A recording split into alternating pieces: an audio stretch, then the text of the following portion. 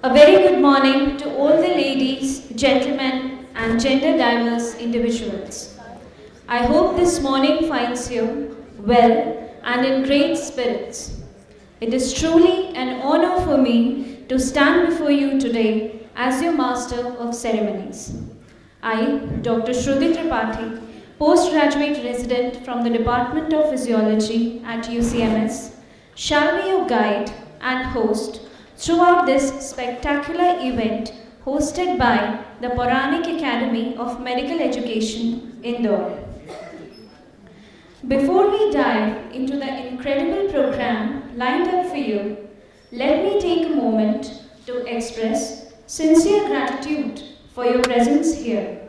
Your enthusiasm adds immense value to the energy of the gathering, and we are thrilled to have each one of you with us here. Our event is graced by the presence of esteemed personalities who have contributed significantly to health and humanities.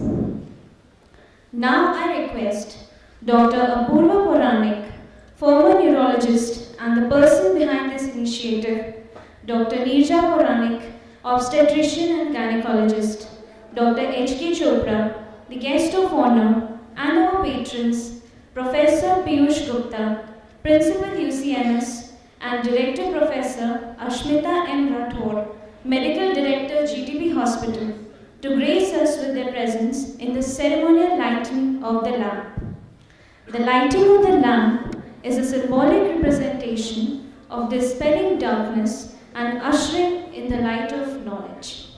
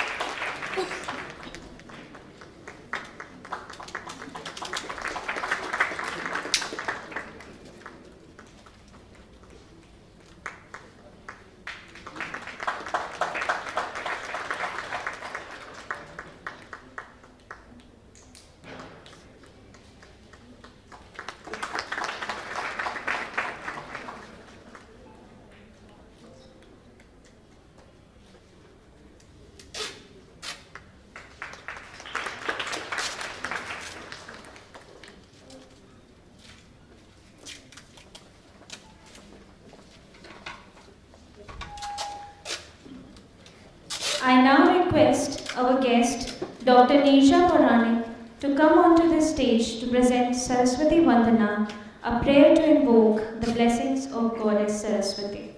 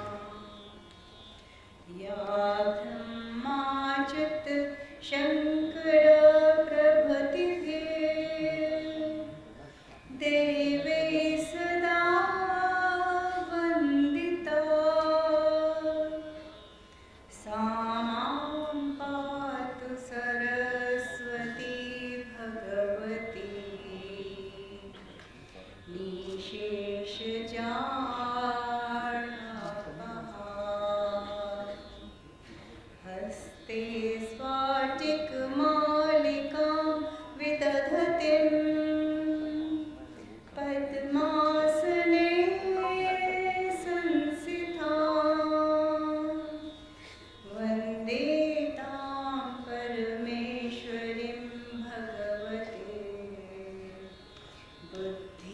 प्रदां शारदां बुद्धि प्रदां शारदां बुद्धि प्रदां शारदां.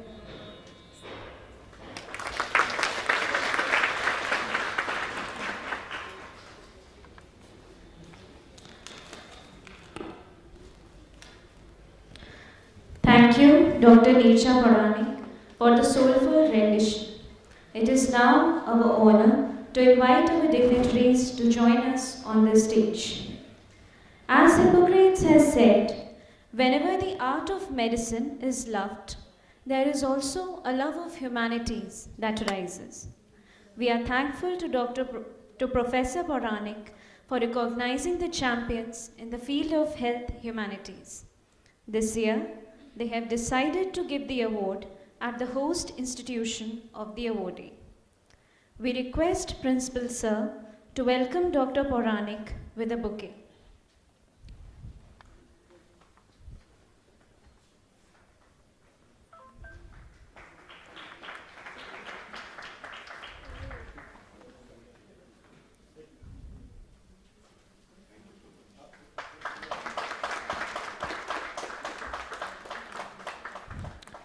May I now request our Medical Director to welcome Dr. Chopra with a bouquet.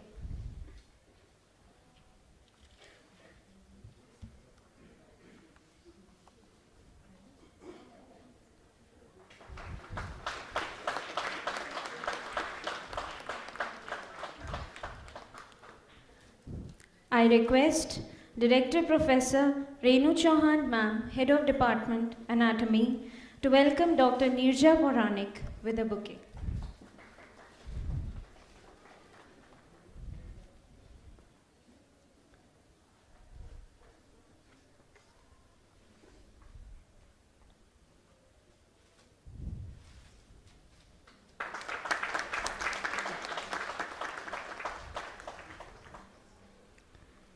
Now, I request one of the pillars of Health Humanities Group, UCMS, Director Professor Mrinalini Kotru, to welcome Principal Sir, and Director Professor Farah Khalik to welcome MD Madam.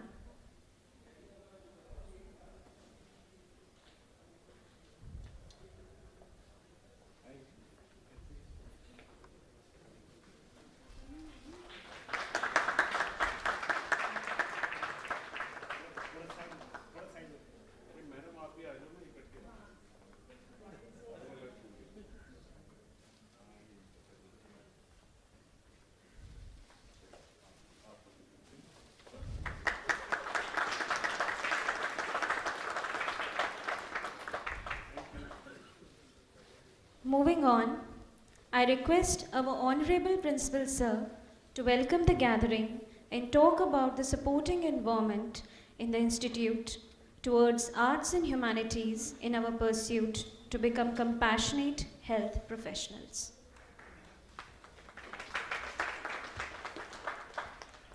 Thank you so much. Very good morning to all of you.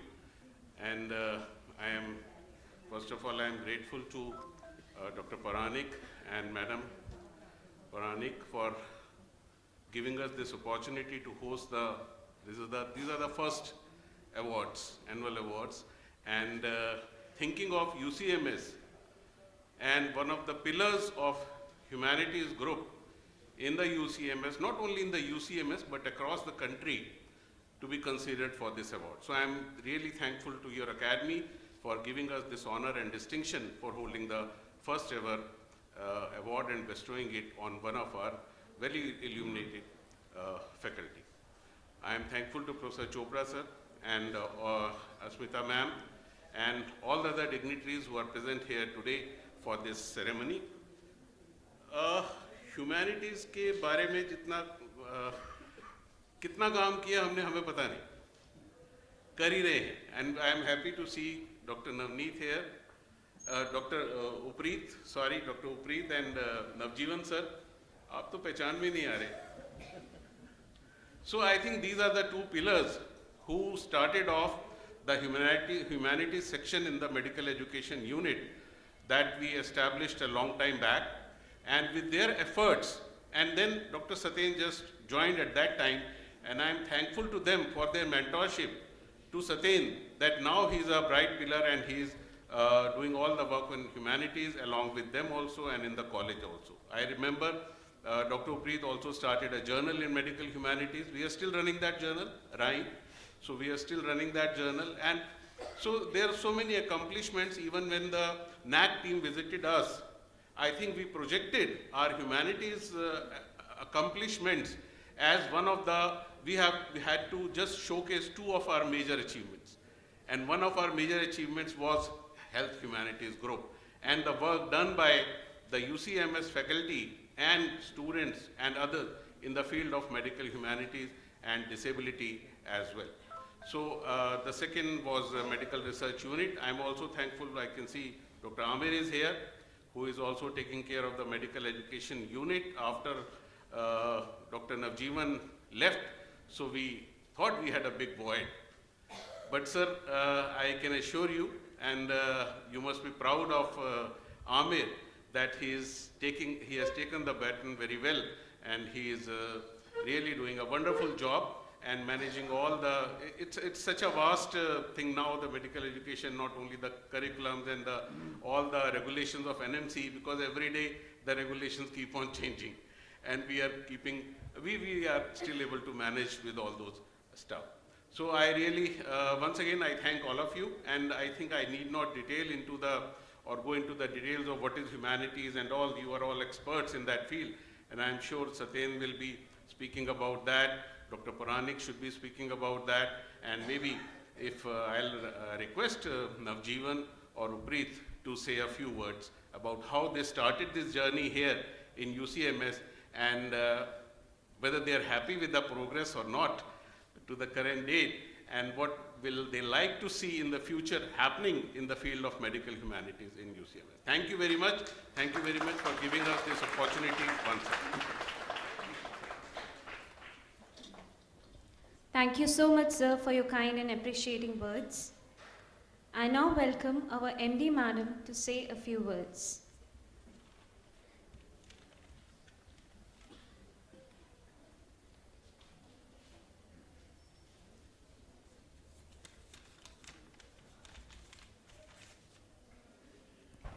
Respected dignitaries, Dr. Pauranik, Dr. Nirja Pauranik, our guest of honor, Dr. Kaul, Principal UCMS, Dr. Satendra Utsav Murthy for today's program, all my faculty colleagues and friends. It's a great pleasure to be part of this event where we are felicitating, and our colleague Dr. Satendra is being awarded first annual Medical Humanities Award. I think in medical profession, as we are developing in technology, development of specialties, super specialties, super specialties, somewhere we are losing on a track of a holistic healthcare, which is becoming very, very important. And incorporation of humanities specialties like philosophies and sociology into a medical practice will make it definitely more given a human aspect to our medical care. My heartiest congratulations to Dr. Satendra Singh for his achievement, and thanks to Pauranik Academy for bestowing this award to him. On behalf of the UCMS GTBH complex, I extend everyone a warm welcome, and thank you so much.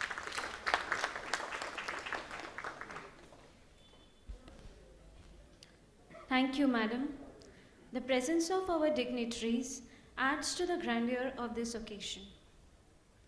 I now invite the soul of the Health Humanities Group at the UCMS and the previous awardee of this national award, our very own Dr. Upreet Dhaliwal, former Director Professor of Ophthalmology, and more importantly, a poet and a storyteller, to talk about this coveted award and introduce Dr. Pauranik.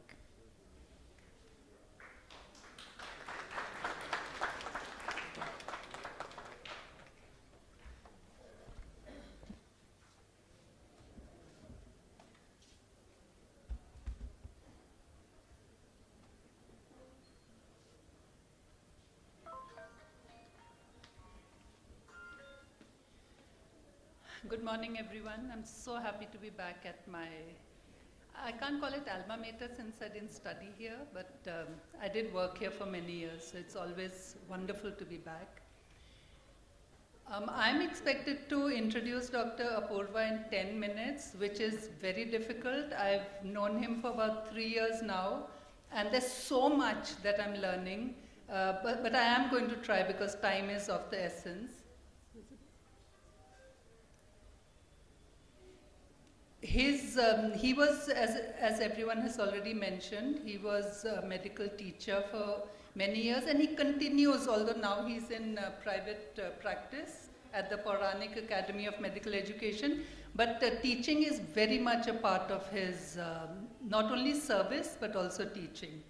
And he's also Dean Academics, Teaching and Research at Vishesh Jupiter Hospital in Indore.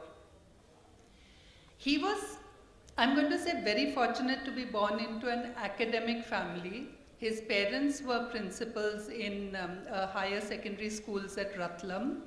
I've met his mother. She continues to be curious and creative, and she's inspirational. I've met Dr. Neerja Pauranik for the first time today. She's, as you know, she's an obstetrician. She was in, when I visited Indore, she was in Vancouver.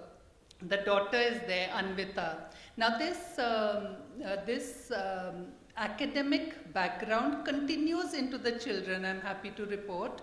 And the son, Nipun, who I met, I even met Nipun's son, who is brilliant. He's a curious little chap, and he loves telling stories.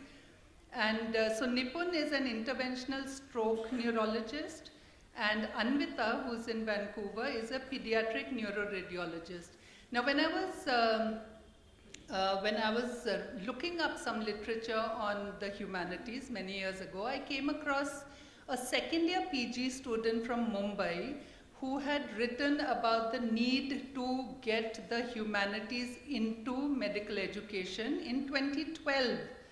And that turned out to be Anvita. So this whole medical education and medical humanities kernel is in that entire family. Now the roles that Dr. Pauranik fulfills as practitioner, because patient care is important to him. So whether it was in the government setting first or in the private setting now, he is actively involved in patient care. His favorite is aphasia and communication disorders. And this, as you can understand, when it is, whether it is aphasiology or communication, it's an interdisciplinary thing, which also embodies, when we bring the humanities into medicine, how it's interdisciplinary, how important it is to learn from others. So he's developed material on health education about aphasia, communication partner training. How do you understand somebody who cannot make themselves understood? Then development of various tools to understand the assessment and the rehabilitation of people with the aphasia. So that is his area. And obviously advocacy is very important. As all of us being medical educationists, we have to advocate for the people who are less fortunate. Dr. Pauranik advocates not only for the specialty of neurology, kaise padhana hai, what is the best way, etc., but also for the people who carry neurological diseases. And his work has been recognized internationally by the American Academy of Neurology, for example, where he mentors in their Palatushi leadership program. And then you'll find mention of him and his work on the American Academy of Neurology website, on World Neurology Foundation website, and in the World Federation of Neurology newsletter. And he's received many awards. You can see that his advocacy work started in the 1990s.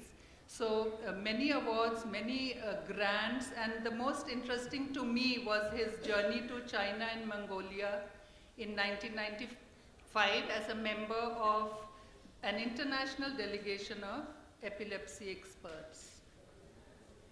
The second role as teacher, he offers for primary care physicians who might receive neurology patients first, first line हो सकता है वो neurologist के पास ना जाएं और primary care physician के पास जाएं. So he offers a 1-week certificate course all over rural and urban MP. And I think, that Sir should extend this to ophthalmologists because we are right in the head, very close to the brain, and we see lots of neurological cases. Then for MBBS and MD students, there's a national neuro quiz, which is probably to induce them into taking up neurology. And for his work in advocacy, he's the recipient of Professor Shurveer Singh Visiting Professorship for his work in teaching, so that he taught for a week as recently as last year in Assam Medical College. Then he, giving back to the institution, which we recommend highly, he brought out a 500-page monograph called Saga or Gatha on the history of his alma mater. So I would recommend people who have Skand, I can see you here, maybe we should do something like that for UCMS. And he's produced a lot of Hindi literature. He has a blog. There are short stories that he's presented as clinical tales. In fact, that's where I virtually met him the first time, when he invited me to share my stories, the narratives that our students wrote, and he also presented. So the audience was eclectic. It was teachers, it was, I think, also lay people. It was very well attended. He's also written essays on scientific matters for the public audience. It's called Apni Bhasha, Apna Vigyan, and he writes travelogues.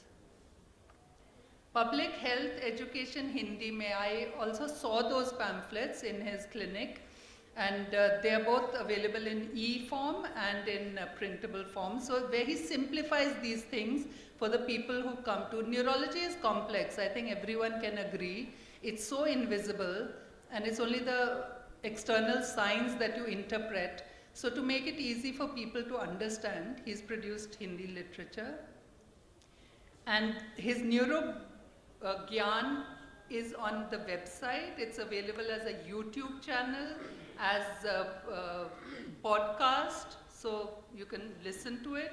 There's a quiz, Bujho the quiz, on his blog, and an app that he made for the community, because you need, in various chronic illnesses, and neurology produces a lot of chronic illnesses, there is a need for support groups. So Meri Baradari, My Community, is an app that has been developed for this. Impressive library, not just, he doesn't only read about medicine and neurology, but anything under the sun. And he was the only neurologist contestant in Mastermind India, hosted by Siddharth Basu. And of all things, he was quizzed on the works of Harivansh Rai Bachchan. How interesting is that?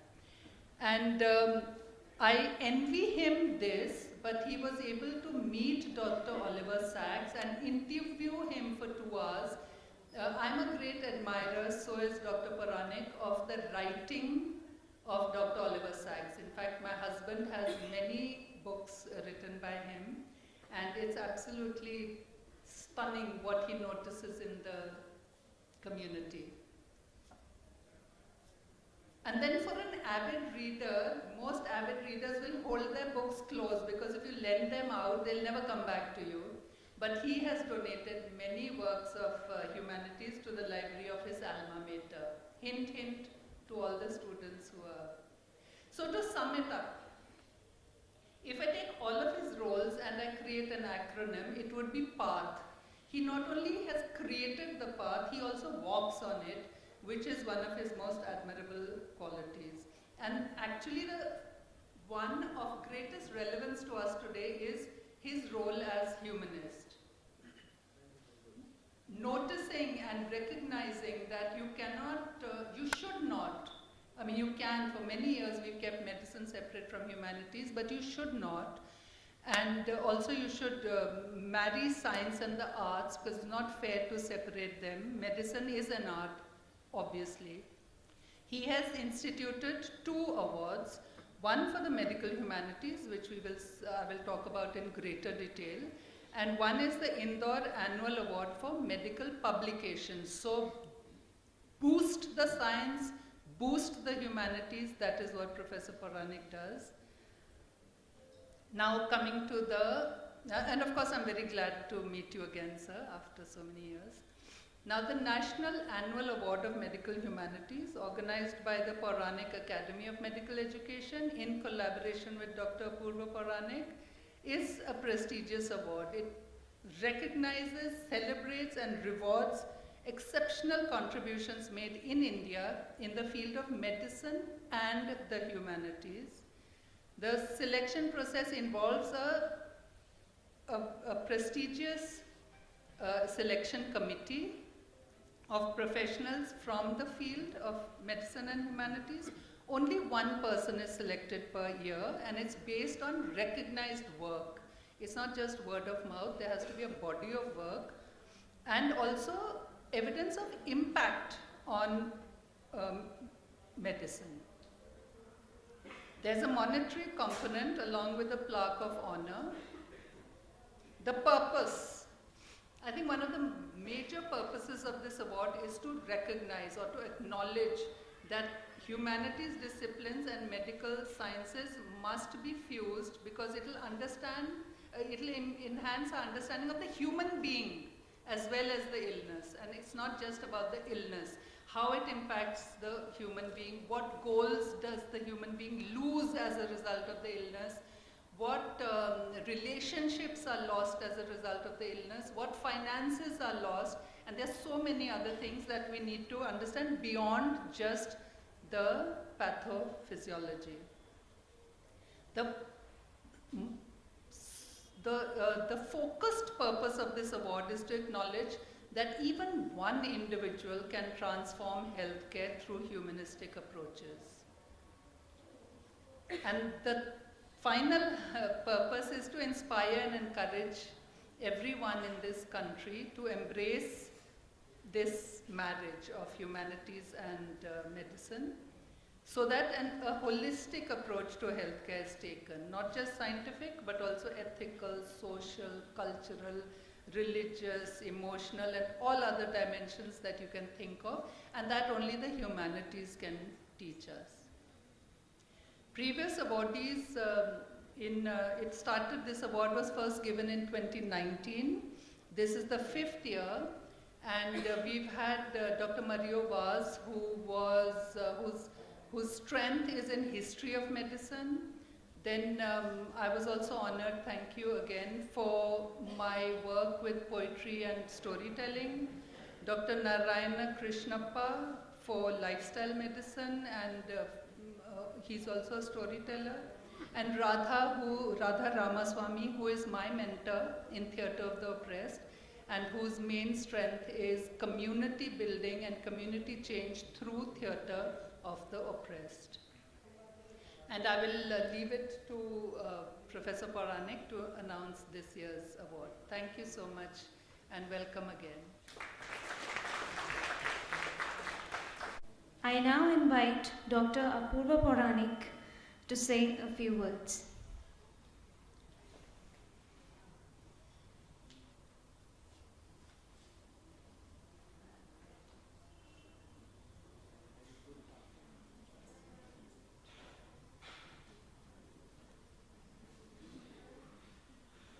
नमस्कार, मुझे आज बहुत खुशी है कि आप लोगों की इस महान संस्था में आकर हम राष्ट्रीय चिकित्सा मानविकी पुरस्कार के 5म विजेता डॉक्टर सतेंद्र सिंह को यह सम्मान प्रदान करने जा रहे हैं।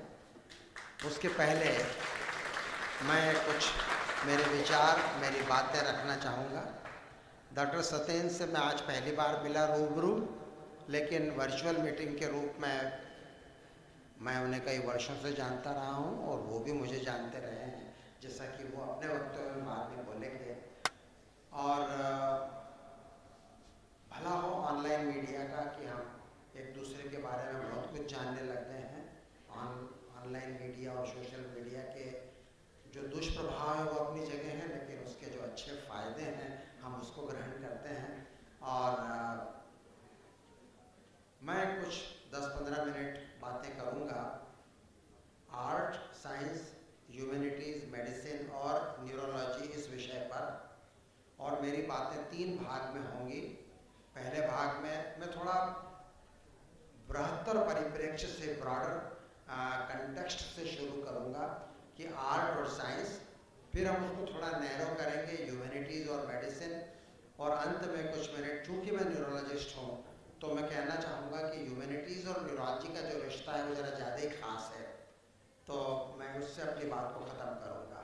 तो पहला भाग, तो कलाएं या मानविकी और विज्ञान, कुछ लोग सोचते हैं दोनों में बड़ा कंट्रास्ट है, बड़ा विरोधाभास है। मैं कहूँगा दोनों एक दूसरे के पूरक हैं, कॉम्प्लीमेंट्री हैं। तो अगर हम मानव सभ्यता को देखें तो शुरू में तो दोनों चीज़ें साथ ही में थी, क्योंकि उस समय ज्ञान बड़ा सीमित था।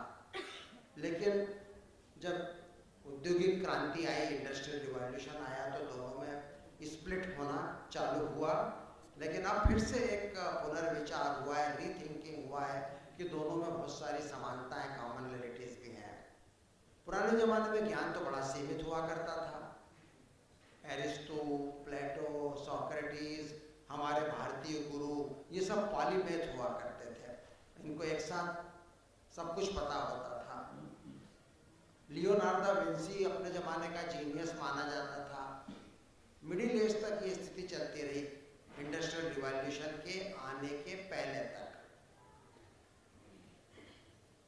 और दोनों के बीच के अंतर फिर लोगों को समझ में आने लगे। एक तो साइंस क्या है, डाटा ड्रिवन है, और ह्यूमैनिटीज़ वो भावनाओं में चलती हैं।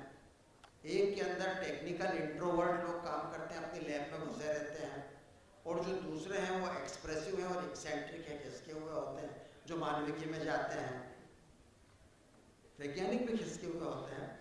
एक बहुत प्रसिद्ध निबंध आया था 1950 के दशक में, चार्ल्स पर्सी स्नो का लिखा हुआ, और उस निबंध का नाम था द टू कल्चर्स। तो उन्होंने कहा था कि जो विज्ञान की संस्कृति है और जो मानविकी की संस्कृति है, ये दोनों अलग दुनिया है। उसने एक शब्द यूज किया था, दे आर टू डिफरेंट मजिस्ट्रिया। मजिस्ट्रिया मतलब अलग संसार, और उनके बीच में पुल बनाना बहुत मुश्किल है। लेकिन ऐसा नहीं है, आने वाले वर्षों में बहुत सारे लेखक आए, और न केवल लेखक आए, हेल्थ ह्यूमैनिटीज़ जैसे लोग और आर्ट और साइंस को जोड़ने वाले लोग आए। एक किताब का मैं उल्लेख कर रहा हूँ, एरिक कांडेल की। एरिक कांडेल को नोबेल पुरस्कार मिला था द साइंस ऑफ मेमोरी, स्मृति का न्यूरोविज्ञान के ऊपर काम करने के लिए। और उनकी एक किताब आई थी, reductionism in art and brain science, और उसका सब टाइटल था ब्रिजिंग द टू कल्चर। तो इस तरह के लोग हैं जो दोनों कल्चर को ब्रिज करने की बात करते हैं, और वही काम हम भी कर रहे हैं इस तरह के 2 पुरस्कार को देके। तो मेडिसिन और ह्यूमैनिटी में क्या डायकोटॉमी है, क्या भेद है? साइंस के बारे में बोलते हैं वो एब्स्ट्रैक्ट है, रिडक्शनिज्म करता है, लेबलिंग करता है, डीपर्सनलाइजेशन करता है, एरोगेंट होता है, और पेशेंट उसके लिए केवल एक साधन मात्र होता है दूसरी लक्ष्यों को प्राप्त करने के लिए। इसके विपरीत जो मानविकी के विषय हैं वो they deal on ethics of imperfection, वहाँ साइंस परफेक्शनिज्म पे जाता है। ह्यूमैनिटीज़ बताता है कि साइंस कितना इनएग्जैक्ट होता है, बाउंड्रीज कितनी लूज होती हैं, हमारी वैल्यूज़ कितनी छिपी हुई होती है, जीवन में कितने कन्फ्लिक्ट होते हैं, जीवन में एम्पैथी और सिंपैथी का कितना महत्व होता है, एस्थेटिक सेंसिबिलिटी यानी सौंदर्य के ऊपर हम ज़्यादा जोर देते हैं, इतिहास पे हम ज़्यादा जोर देते हैं, अपने आप को जानने के बारे में हम ज़्यादा जोर देते हैं। इन बातों पे मेरे मित्र डॉक्टर चोपड़ा आज जरूर प्रकाश डालेंगे कि मानविकी के विषय का जानना वैज्ञानिकों के लिए, चिकित्सा वैज्ञानिकों के लिए कितना जरूरी है। और हम इन सिमिलरिटीज़ की बात करेंगे आने वाले कुछ मिनटों के अंदर। तो मैं अब इसको, चूँकि समय कम है, मैं इस पार्ट को यहाँ रोकता हूँ। पार्ट ए क्या था? The contrast between science and arts. अब उसी को हम थोड़ा नैरो करके आते हैं ह्यूमैनिटीज़ और मेडिसिन के कंट्रास्ट और उनकी सिमिलरिटीज़ के ऊपर। यहाँ पर चूँकि इस हेल्थ ह्यूमैनिटीज़ की परंपरा काफ़ी स्ट्रांग रही है, तो यहाँ के ऑडियंस जानते होंगे ह्यूमैनिटीज़ क्या होती हैं, फिर भी थोड़ा रिपीटेशन करते हुए, ह्यूमैनिटीज़ वो विषय हैं जो मानव मात्र की अवस्था का अध्ययन करते हैं और उनकी जो विधियाँ हैं विज्ञान की विधियों से अलग हैं। उनकी विधियाँ क्या हैं? एनालिटिकल, क्रिटिकल और स्पेक्युलेटिव। मतलब वो विश्लेषण करते हैं, आलोचना समालोचना करते हैं और स्पेक्युलेट करते हैं, कल्पना करते हैं। विज्ञान की विधियाँ अलग होती हैं। विज्ञान की विधियों को एम्पिरिकल अप्रोच बोलते हैं। एम्पिरिकल मतलब फैक्ट बेस्ड, तथ्यों पर आधारित। तो मेडिकल साइंस भी एम्पिरिकल है। तो ह्यूमैनिटीज़ में क्या क्या आता है? क्लासिकल सब्जेक्ट्स आते हैं, literature, language, philosophy, theology. Applied subjects आते हैं, भाषा विज्ञान, इतिहास, भूगोल, समाज विज्ञान, अर्थशास्त्र, राजनीति विज्ञान, नैतिकता, मॉरलिटी आदि आदि। और फाइन आर्ट आते हैं, परफॉर्मिंग आर्ट भी आते हैं, जैसे कि painting, sculpting, dancing, drama, music, movie, theatre. तो ये सब ह्यूमैनिटीज़ में आते हैं। मैं एक चीज़ कहना चाहूँगा, what is not humanity? Humanities is not a plural of humanity. मानवता और मानविकी ये दोनों अलग शब्द हैं। Humanities is a collective noun and it should not be confused with manavta, ethics, morality, good conduct, empathy, communication skill, dharma, manavta, charity. तो दोनों का अल्टीमेट एम एक है, लेकिन दोनों का मीनिंग थोड़ा सा अलग है। तो मानविकी में वो सारे विषय आ गए जो मैंने गिनाए। और ये जो क्वालिटीज़ हैं, मानवता और एम्पैथी, इन क्वालिटीज़ को पाने के लिए हम ये उम्मीद करते हैं कि मानविकी के विषय मदद करेंगे। सो ये जो विषय हैं मानविकी के, they provide a wide angle lens perception of human and social context. They offer an opportunity to understand what makes us human, including such vital features which cannot be titrated in a beaker or imaged with an X-ray. तो ये humanities का उद्देश्य है। तो इसका गोल क्या है? ताकि मेडिकल स्टूडेंट्स में और छात्रों में और डॉक्टरों में हम एक मॉरल सेंसिबिलिटी और क्रिटिकल सेल्फ रिफ्लेक्शन और केयर गिविंग की भावनाओं को विकसित कर पाएं, ये उसका उद्देश्य है। तो हम क्या उम्मीद करते हैं कि अगर चिकित्सा शिक्षा में मानविकी के विषयों का समावेश कर दिया तो उससे क्या फ़ायदा होगा? हम ये उम्मीद करते हैं कि हमारे छात्र और हमारे डॉक्टर, उनका माइंडसेट ब्रॉड होगा, ओपन माइंडेड होंगे। They will probably become better human being and better doctor. They would have more qualities of empathy and compassion. ज़्यादा आदर्शवादी होंगे, उनकी नरेटिव स्किल और कम्युनिकेटिव स्किल अच्छी होंगी, वो अच्छे श्रोता होंगे, अच्छे बात करने वाले होंगे, अच्छे पढ़ने वाले होंगे, अच्छे लिखने वाले होंगे। हमारे मरीज कहते हैं ना कि हमारे इंदौर में डॉक्टर मुखर्जी साहब हुआ करते थे, बड़े सम्मानित। डॉक्टर मुखर्जी साहब से आधी बीमारी तो उनसे बात करके ही दूर हो जाती है। तो अच्छे डॉक्टरों के लिए प्रायः ये विशेषण लगाया जाता है। तो हम चाहते हैं कि ये डॉक्टर अच्छे लिसनर हों, अच्छे टॉकर हों।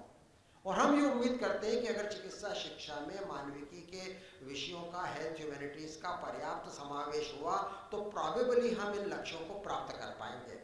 आजकल तो एविडेंस बेस्ड मेडिसिन का ज़माना है और इस काम के ऊपर रिसर्च करना बड़ा मुश्किल है। आप रैंडमाइज्ड ट्रायल प्लान करो, 100 स्टूडेंट्स को ह्यूमैनिटीज़ के सब्जेक्ट का एक्सपोजर दिया और आप बाकी 100 को नहीं दिया और उनको आपने 10 साल तक फॉलो किया, उसके आउटकम मेज़र आप क्या निकालेंगे? बड़ा मुश्किल है इस तरह के आउटकम मेज़र को कैलकुलेट करना।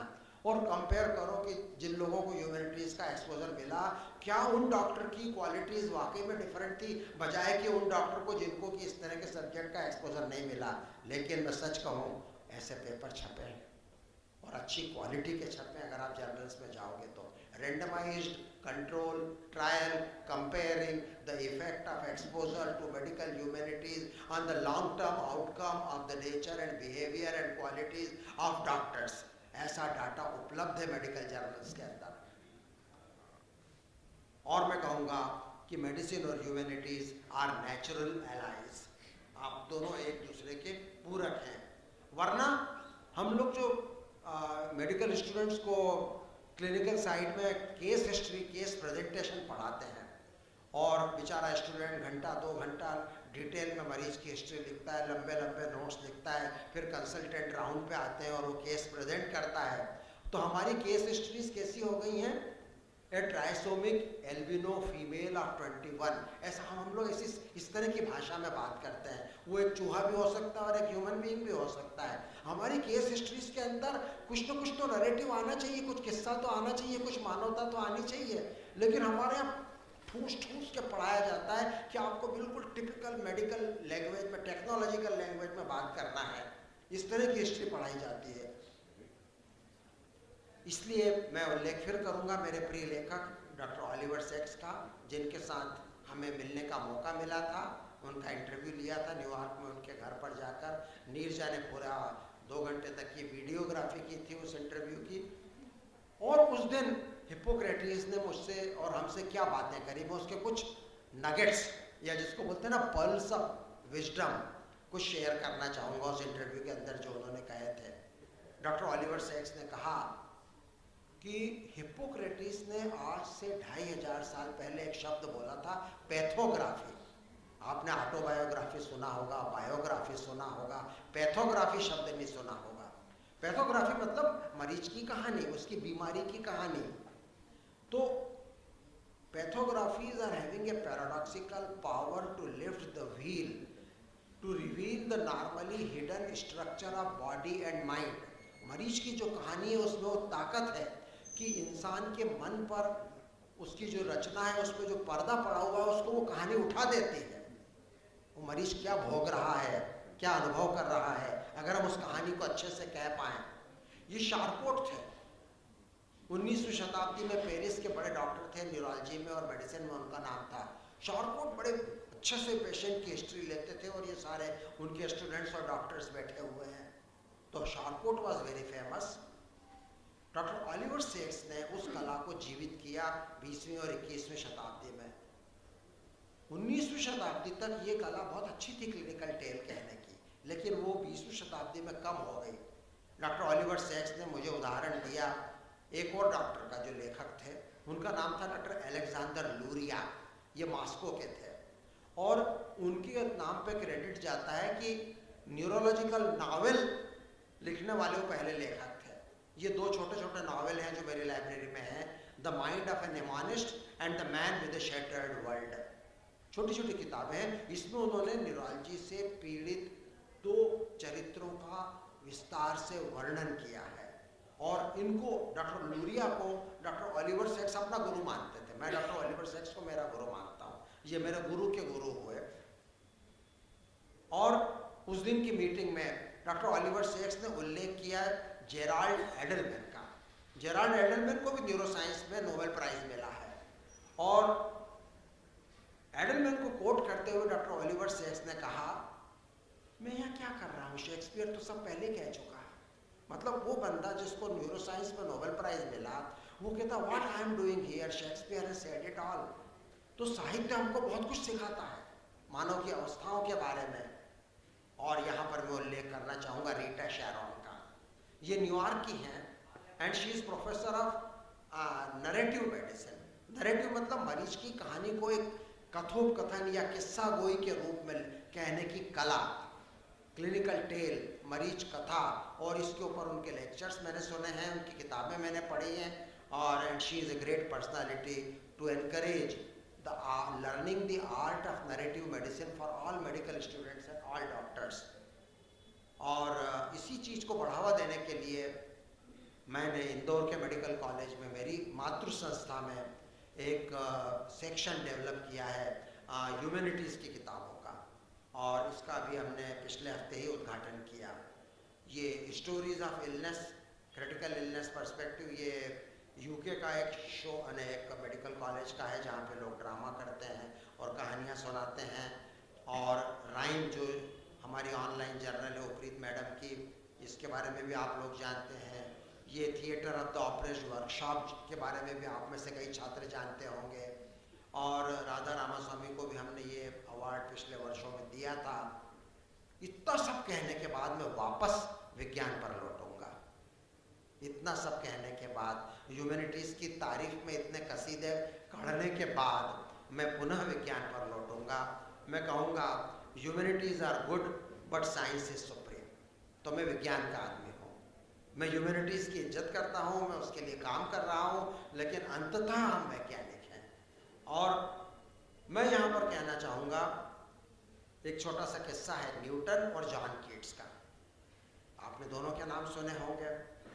तो न्यूटन ने जब इंद्रधनुष की भौतिकी बताई कि इंद्रधनुष के रंग आकाश में कैसे बनते हैं, कि जब आकाश में लटकी हुई पानी की बूंदों में से सूर्य की किरणें गुजरती हैं तो प्रिज्म एक्शन के द्वारा वो सूर्य की किरणें 7 रंगों में बढ़ जाती हैं।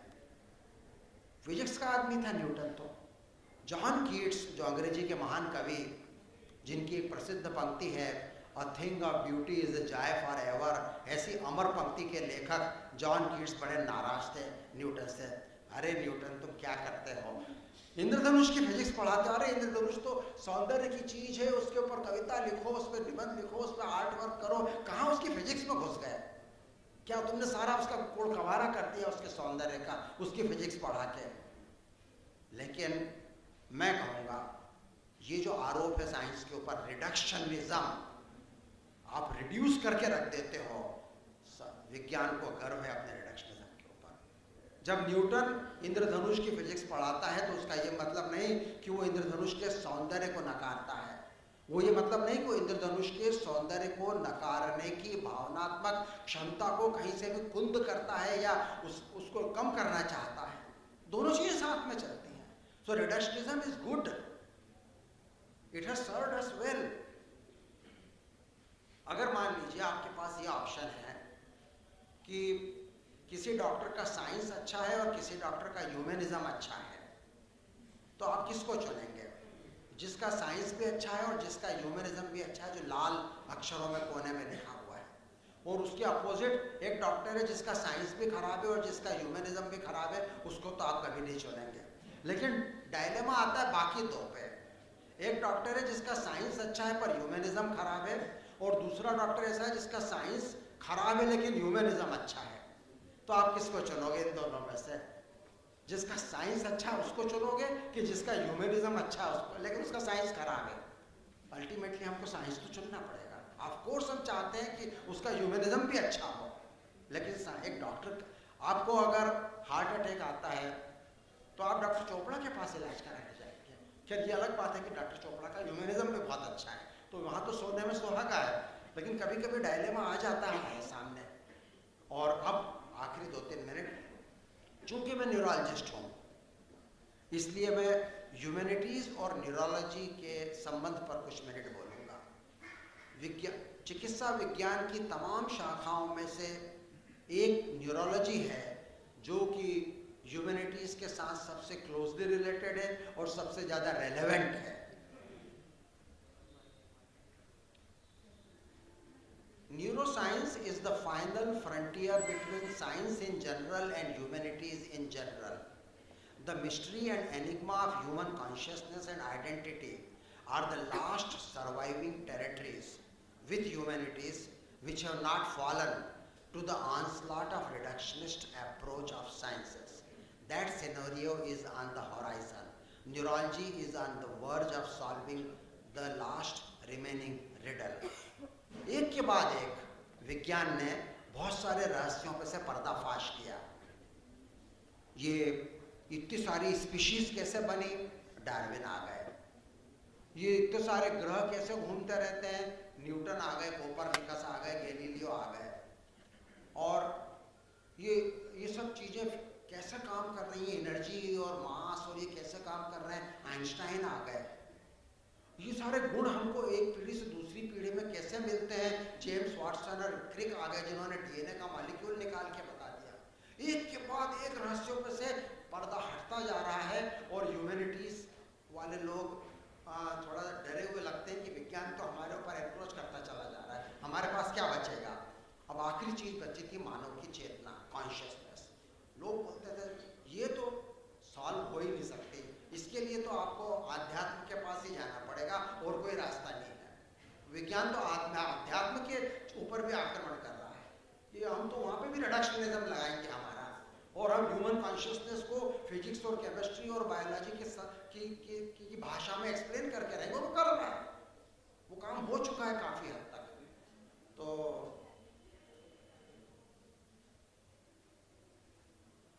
ये मेरी अंतिम स्लाइड थी कि विज्ञान इस चीज़ को ख़त्म कर रहा है, और विज्ञान ह्यूमैनिटीज़ के साथ थोड़ा सा राजनीति जुड़ी रहती है और साइंस न्यूट्रल होता है, लेकिन उस चीज़ को भी वो सॉल्व कर रहा है। तो इंडियन फिलॉसफी में हम कंट्रास्ट और कॉम्प्लीमेंट्री चीज़ों की बात करते हैं, जैसा कि स्त्री और पुरुष, अर्धनारीश्वर, यिन और यांग जो एशियन फिलॉसफी में होता है, तो इसी कॉम्प्लीमेंट्रीनेस को ही हमें फॉलो करना है। धन्यवाद बहुत बहुत।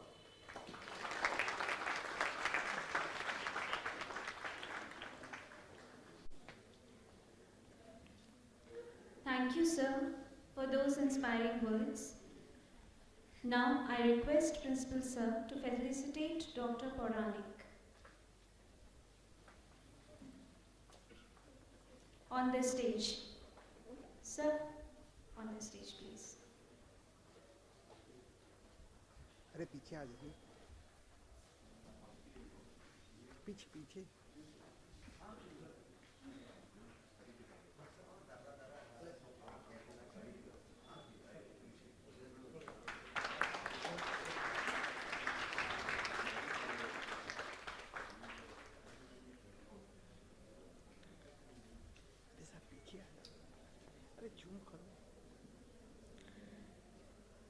Sir, please both of you take their seats on the dais.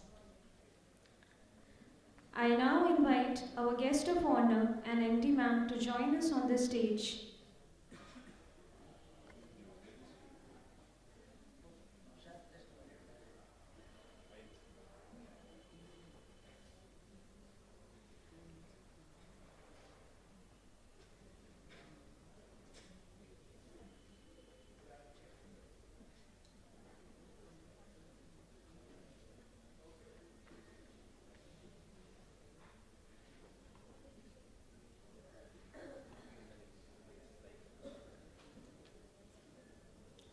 The time has now come to bestow the National Award for Medical Humanities. I request Dr. Pauranik to give away the plaque and the 5th National Annual Award for Medical Humanities 2023 to Dr. Satendra Singh, Director Professor of Physiology, co-founder of Health Humanities Group, elected member, Steering Committee of Health Humanities Consortium, and faculty advisor, Students for Health Humanities, UCMS.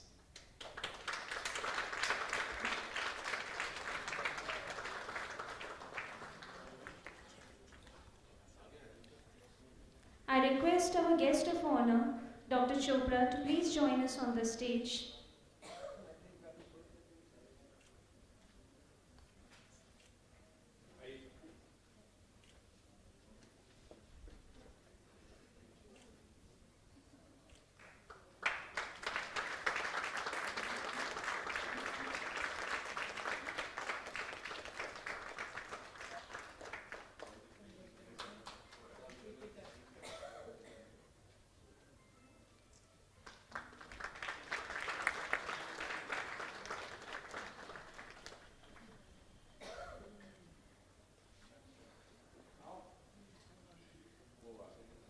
I request our guest of honor to please join us on the stage.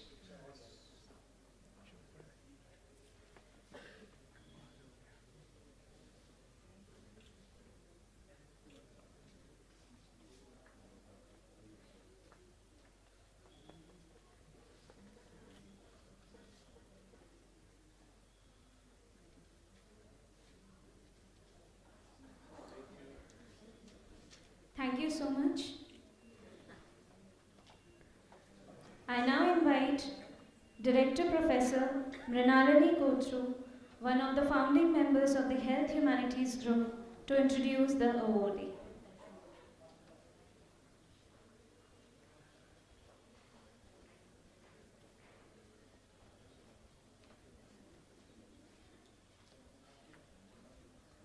A very good afternoon, ladies and gentlemen. Thank you for giving Satendra Singh, Director Professor Physiology, UCMS, to introduce him. He's a Deputy Editor-in-Chief of rank. He's the first Asian to be elected as a member of the Steering Committee of Health Humanities. The list is endless. But under all these accolades and achievement lies a man who has unwavering persistence and determination. Arjun ke saman focus to achieve goals that he sets his eyes on. He's a founder member of Medical Humanities in UCMS, one of the first of kind in the country. This journey started from the endless brainstorming sessions in MU room to now. Speaks volumes of his tireless efforts for the cause. I am personally a witness to this amazing journey and can say with pride that you deserve every bit of success and recognition you are getting. Congratulations for the award, Dr. Satendra. May I call you to the stage and address the audience? A big round of applause for Dr. Satendra Singh.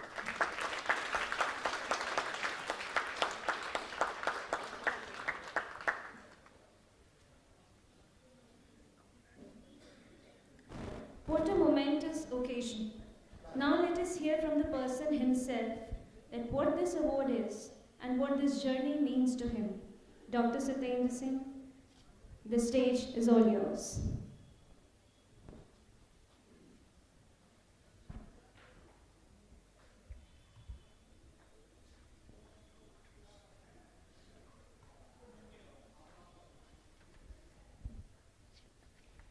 Good afternoon, everyone. 3 days ago, we were in Nasik. We were conducting a workshop for medical educators of Maharashtra University of Health Sciences, along with, of course, Dr. M.G.M and Dr. And what we normally say in theatre of the press is, when something unexceptional is happening, we call it magic. This doesn't happen in real life. And if I look back at this journey, it is no less than a magic. How it happened, I have no clue. But looking back at these 14 years of journey, it is very nostalgic. And as my partner in crime, Renali, has also said, this is how it all started. The fool who persists in his folly will become wise. And on one fine day, on 1st of April, the Fool's Day, I remember Dr. M.G.M Singh brought a newspaper clipping of an article written by APJ Abdul Kalam.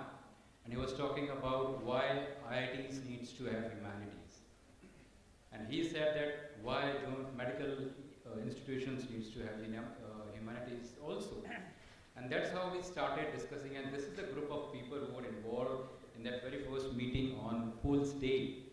And as someone has said, to the wise, life is a problem. To the fool, it is a solution.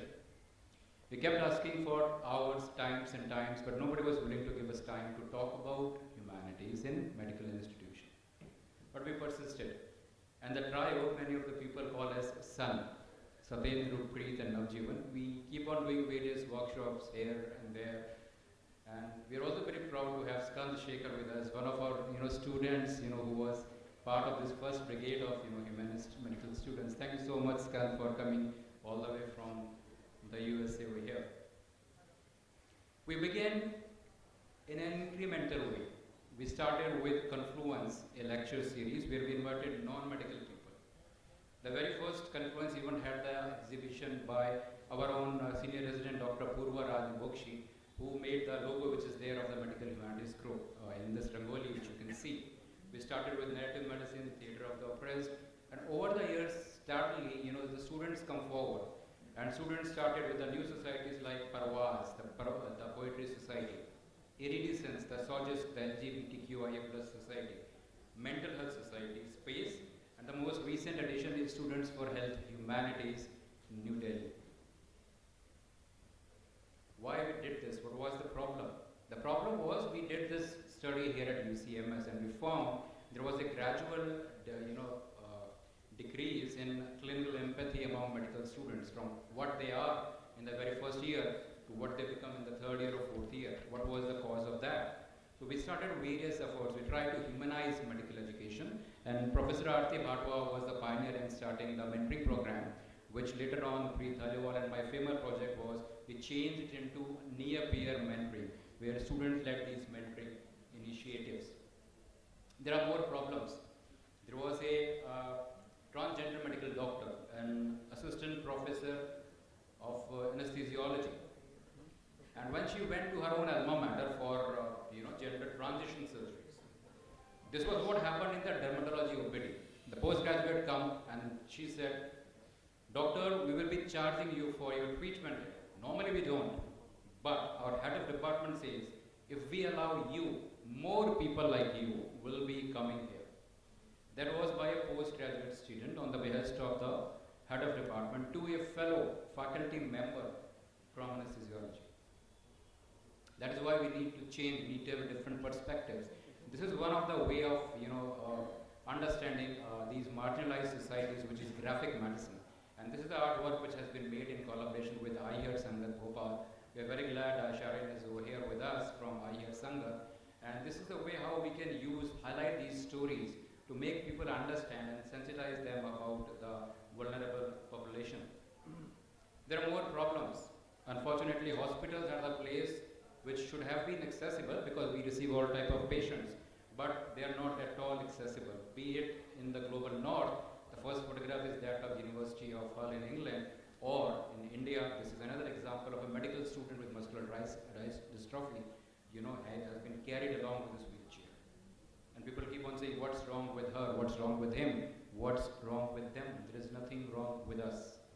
And this prompted me to file a petition, and after which the Medical Council of India issued directive that all medical college needs to be disabled friendly, and it is the responsibility of the dean to ensure it in the dean's declaration form. If you are not complying with that, your accreditation can be challenged. But that was not sufficient because it was infrastructure. Another biggest barrier is attitudinal barriers, and another significant thing was the introduction of disability rights as competencies in the new CBME curriculum as a mandatory thing in all the 713 medical colleges in India. This month in the Lancet, this is a publication which has been published, which showcases the example of India where this is mandatory now, disability competencies, and similarly in the US, the National Council on Disability has said to the ACGME they need to make disability competencies mandatory. Something which started in India now is having global ramifications. Another tool of humanities which we have used is Photo Voice. Another project with University of Chicago and I Hear Sangat Bhopal, we were involved. We give tools to the marginalized societies, transgender people, disability community. Go and document, photograph the barriers which you find during your COVID vaccination. And this was a project, Vaccine Equity. And you can see on the right side where, after advocating for a very long, a person who is in a wheelchair, for just a photo of the another person is like, so close to that person, putting their life in risk. So these are the stories which has been captured by people from the marginalized community, and this is a very good way to educate people about various things. Every problem has a solution. It may sometimes just need another perspective. We got that different perspective right there in this particular hall. This is the photograph of this hall, where in 2011, we conducted the Theatre of the Oppressed workshop by Radha Ramaswamy, the first ever anywhere in the world involving medical students. So that was our first ever affair. What has happened later on? It has spread to the University of Chicago in the US. You can see the father, the luminary pathologist, Dr. Vinay Kumar, the leader of the Robbins over here, as well as we have conducted the workshops at McMaster University, Canada. Not only that, when you all know about CBME, competency-based medical education, when Medical Council of India was preparing the new curriculum, they were searching for people who can talk about medical humanities, and the three of us went there. We are neither the nodal center nor the regional center of MCI, but they involved us, and right at the heart of MCI, we documented forum theatre, a form of theatre of the oppressed. The outcome now is that it is a recognized teaching and learning methodology. If you look at the foundation course of the CBME, it is mentioned there by the Medical Council of India, NMC, and they have accredited Medical Humanities Group of UCMS for that. We have been doing this in our classes regularly, so we are actually walking the talk and just not preaching people. Based on our numerous 14 years of experiences, we framed 4 categories of humanistic competencies, and you see the one important part is advocacy. Last year, the High Court in they directed National Medical Commissions that your curriculum, which is a new one and a patented CBME, it is very transphobic and you need to remove those content. However, they did not provide a roadmap how to go about that. And that was again with the University of Chicago and Sangat Bhopal. We interacted with, prepared the trans-affirmative competencies with transgender medical doctors, health professionals, people from the Hijra, Kinner and transgender community and gender fluid community, and come up with trans-affirmative competencies. Yes, the document is there, but what next? Until and unless you use it, it remains a piece of paper. Dr. Atul Manoj, who is a postgraduate in physiology, is doing a thesis on this, how to implement that in physiology. And here we are using multiple tools. This is the one where we are using poetry with 2023 MBBS batch. And we are using the poems from our Indian context. Vijay Rajan Mallika, the first known transgender poet in Kerala, and they write about third sex. I will name my children Brennala and Shikandini. Brennala, if you remember during Mahabharata, when Arjun disguised himself in the exile in the form of a transgender person, they got this name Brennala. I will name my children Brennala and Shikandini. Let the deadly wounds inflicted by language heal through them. Let them be human beings with virtue, not shrinking to boxes and not just be male and female. Unfortunately, our textbook still talks highly about only the typical male and female binary. We are using other forms of humanities like trigger films, and Dr. Nonita is here with us, as well as Dr. Farah Kalik is here, who are using trigger films to teach ethics and professionalism. Our textbook, even the standard textbook of physiology, Genome used worldwide, still uses the terms which are very objectionable, like hermaphrodite, tumor, disorders of sexual differentiation, whereas they are just the differences. So this paper is about how we can use human rights approach to understand these issues. And based on one of our Aksa Sheikh and my petition, the Delhi Commission for the Protection of Child Rights have now instructed the Department of Health in Government of Delhi to ban unnecessary surgeries on newborn infants or infants until unless it is life-threatening conditions. What next? We need our own culture of humanities. We need the stories from our own Indian context. If you look at the website of the Association for Medical Humanities, you will not find any specific journal from Asia except one, which is RHIME. Why RHIME is important? One of the medical superintendent of M.G.M. is Varda, a very known professor of medicine, S.P. Kalantari. He tweets that all ICUs have to have this poem. Every resident and nurse posted in ICU must read this piece, and the piece is about end-of-life care. Do not attempt resuscitation. This is how we can use the stories from our own context. Now we are running into the 10th year of RHIME. Another problem which was there was that our mentoring program was successful. What about those people who cannot come forward? What about them? And this was a very poignant piece by two of our medical students when they wrote after the death of a suicide by our own medical student. At memorial services, there is the customary 2-minute silence, during which we look around at the people gathered there and we wonder how many are desperately hoping someone will hear their muffled screams. We scan faces looking for signs, any sign that the person wakes up every night drenched in their own sweat, ready to call it quits. And we need to intervene as medical educators. And that was the beginning of the student-led mental health support groups space, safe place for effective counseling and empathy. The resources are available on the right side, you can see, and we also have a clinical psychologist who are helping out people in need. Some of the international collaborations are now Health Humanities Consortium have realized that we need to have voices from the Global South. And I was elected as a member, the only one from the Global South in the Health Humanities Consortium. I am also the co-chair of International Council for Disability Inclusion in Medical Education. We keep on seeing those court cases happening against NMC, where they reject disabled candidates for admission into the MBBS. So we are preparing international guidelines which countries can use with reasonable accommodations. The most recent thing is Students for Health Humanities Delhi, which has been founded by Shobhita Kukreja from the batch of 2022, a UCMS student. Now the WHO is also talking about that. In July this year, the Southeast Asian Region Office of the WHO convened a meeting regarding in Colombo about how to integrate medical humanities in human resources for health education. And the Colombo Declaration is a way forward whereby we can talk about humanities basically in the Southeast Asian region, and Dr. Saroj Jaisingha from Sri Lanka is leading this initiative. It's my final slide. What has happened in all of these 14 years? I still remember I was going into the car parking area.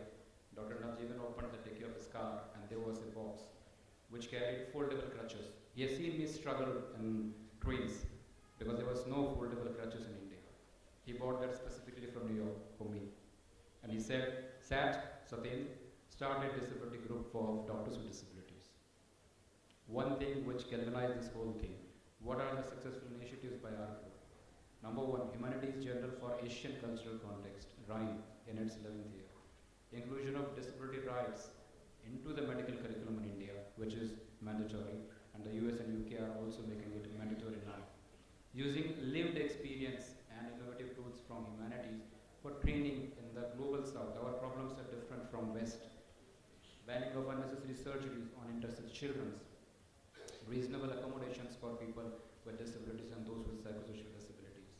Partnership with international networks. And finally, we have learned with the help of humanities, we need to talk about cross-movement solidarity. We learn a lot from Dalit studies, we learn a lot from feminist studies, we learn a lot from transgender intersex studies and the disability rights. As we say, nothing about us without us. So we need to bring human rights into the patient care. So there was the journey in short. Thank you so much. My acceptance speech is in the booklet, which is with you. But I thought I should talk about how it was evolved and how it happened. I have no idea because it is no less than a magic. And I think it is all because of my mentors, Dr. M.G.M Singh, our young Santa with a white bird sitting right there, and Dr. Preet Dhaliwal, Dr. Amir, my partner in crime. Mrinalini Richa is not here from pathology. This is the team, and the students have to take this forward. It's all up to you. Thank you so much.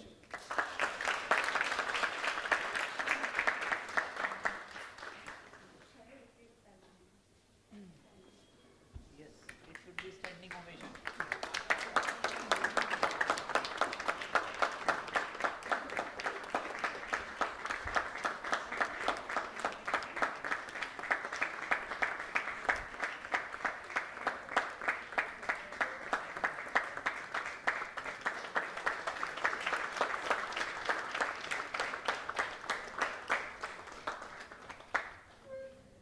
What a way to lead the health humanities movement in India and abroad.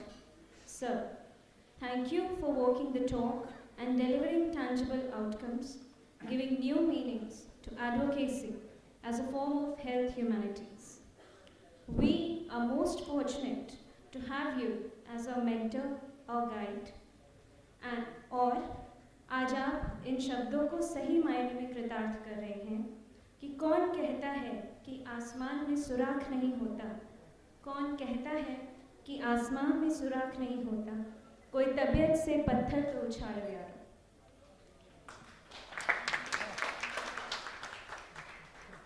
I now invite Dr. M.S. Bhoj to introduce our guest of honor, Dr. H.K. Chopra. आपको कौन नहीं जानता है? कौन नहीं जानता?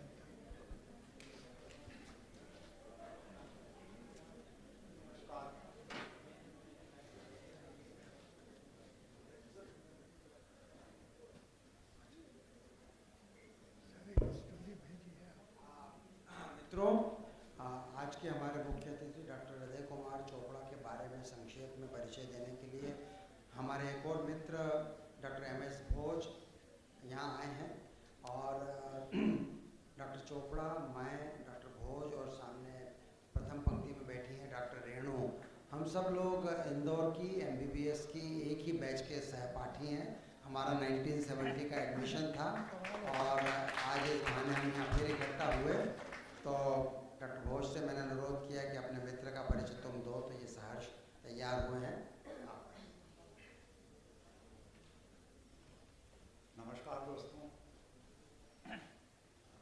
पिछले सप्ताह डॉक्टर पौराणिक का मुझे फ़ोन आया और उन्होंने कहा कि हम एक अवार्ड फंक्शन कर रहे हैं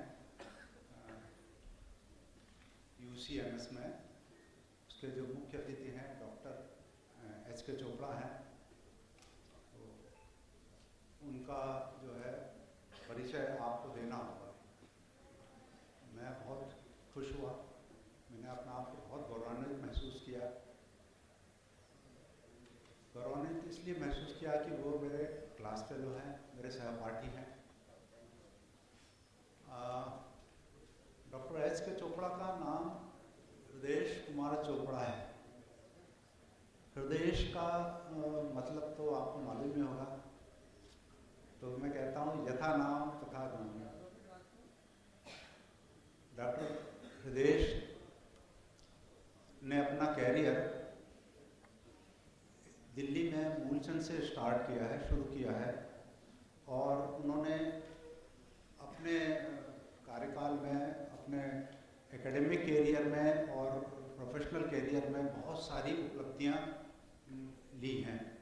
उन सारी उपलब्धियों को कह पाना इस संक्षेप में संभव नहीं है, फिर भी मैंने कुछ खास उपलब्धियां उनकी जो हैं वो आप लोगों के सामने रखना चाहूँगा। डॉक्टर एच के चोपड़ा जो हैं वो चीफ कार्डियोलॉजिस्ट हैं मूलचंद मेडसिटी हॉस्पिटल न्यू दिल्ली के। वे चेयरमैन हैं पिछले 37 साल से CME कमेटी के मूलचंद हॉस्पिटल के। दैट शोज कि उनका एकेडमिक इंटरेस्ट किस लेवल का है। वे प्रेसिडेंट हैं world wellness foundation and world heart academy के। This shows his interest in wellness and heart associated disease and in preventive cardiology. He is the editor-in-chief of top 12 focused textbook of cardiology. He is the national awardee by the Department of Science and Technology, Government of India. He is the national past president of CSI and IAE. To commemorate the contribution of Dr. H.K. Chopra on focused textbook in cardiology, a national stamp was released by the Government of India on September 20 this year. He is conferred upon it as a world father of 11 focused cardiology textbook by American Association of Cardiologists of Indian origin in the year 2021. He was conferred as icon of the century in the field of clinical cardiology and echocardiography by Union Health Minister Dr. Harshvardhan in the year 2019. He was also conferred as icon of the clinical and preventive cardiology and echocardiography by Bharat Ratna, His Excellency Dr. APJ Abdul Kalam, past President of India. He has published more than 1280 articles in various publication journals and textbooks. And lastly, he is also Vice Chairman and Trustee of the Moolchand Hospital, New Delhi Hospital. Now I request Dr. H.K. Chopra to say what he exactly wants to say. Thank you.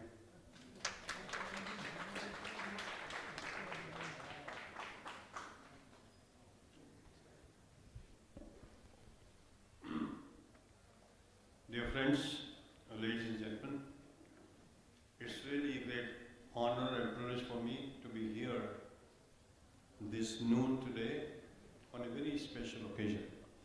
And the occasion is very well known to you, is the National Annual Award for Medical Humanities organized by Pauranik Academy of Medical Education. I must tell you today, I'm very fortunate that I've met my very close friend, Dr. Apoorva Pauranik, with 53 years of association. Very long association, and I'll try my best in this 15-20 minutes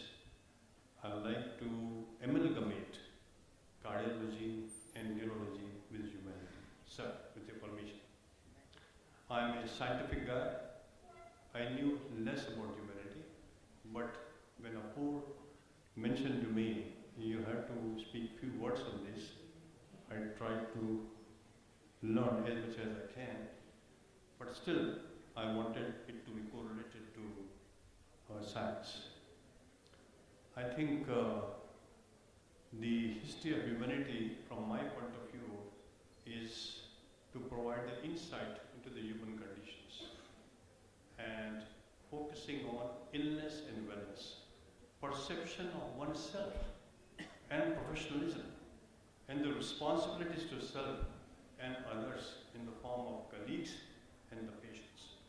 You've already seen the top poets like a philosopher, Plato was already mentioned by Apoor, Homer, Greek poet, William Shakespeare, everybody knows about poet as well as an actor, Mona Lisa painting by the very eminent person, Leonardo da Vinci, Oxford Medical and Health Humanity. I studied in this center, what we call a UCMS Medical Humanity. I spent 9 years of my career in UCLA and learned a lot, but more of a science and less of a humanity. I would also like to mention that I developed a lot of interest in quantum after I met Deepak Chopra. Dhananjay is here, a very close friend of mine from the media for last 35 years now. And he knows what I'm talking about. The quantum. I believe everything you and me is nothing but an expansion of the quantum. And the quantum is the smallest particle of energy, matter, of health and illness. That's how we exist in this world. In the quantum entanglement, the example is very clear here. Me and Pranik are here, are an example of quantum entanglement.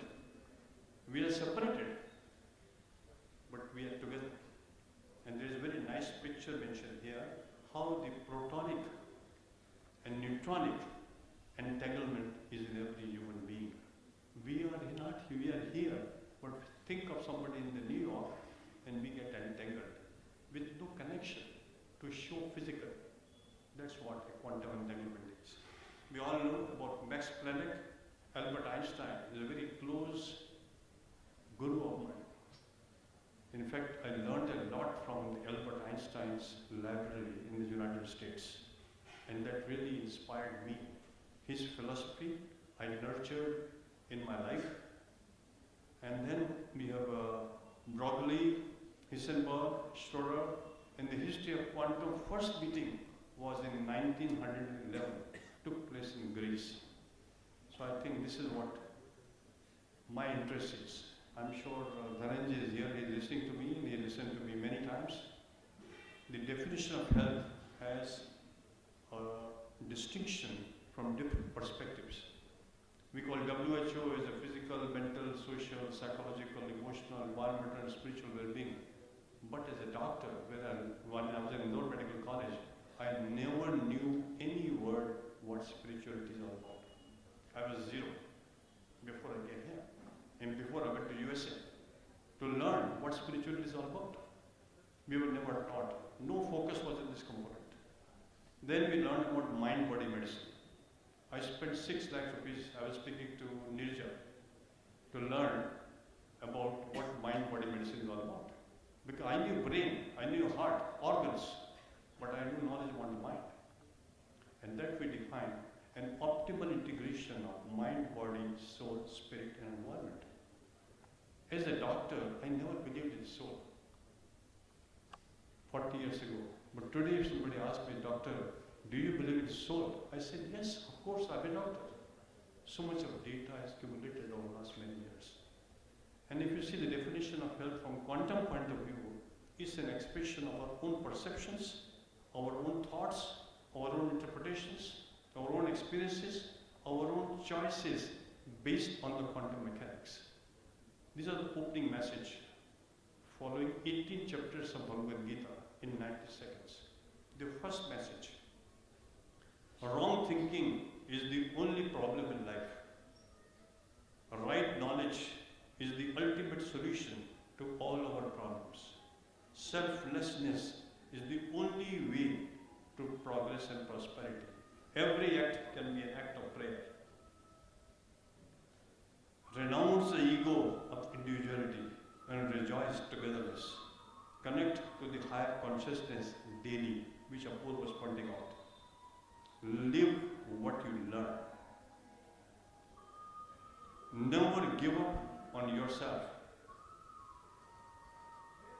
Value your blessings and not the disguises, what God has given you. See divinity all around you, air, sun, everything.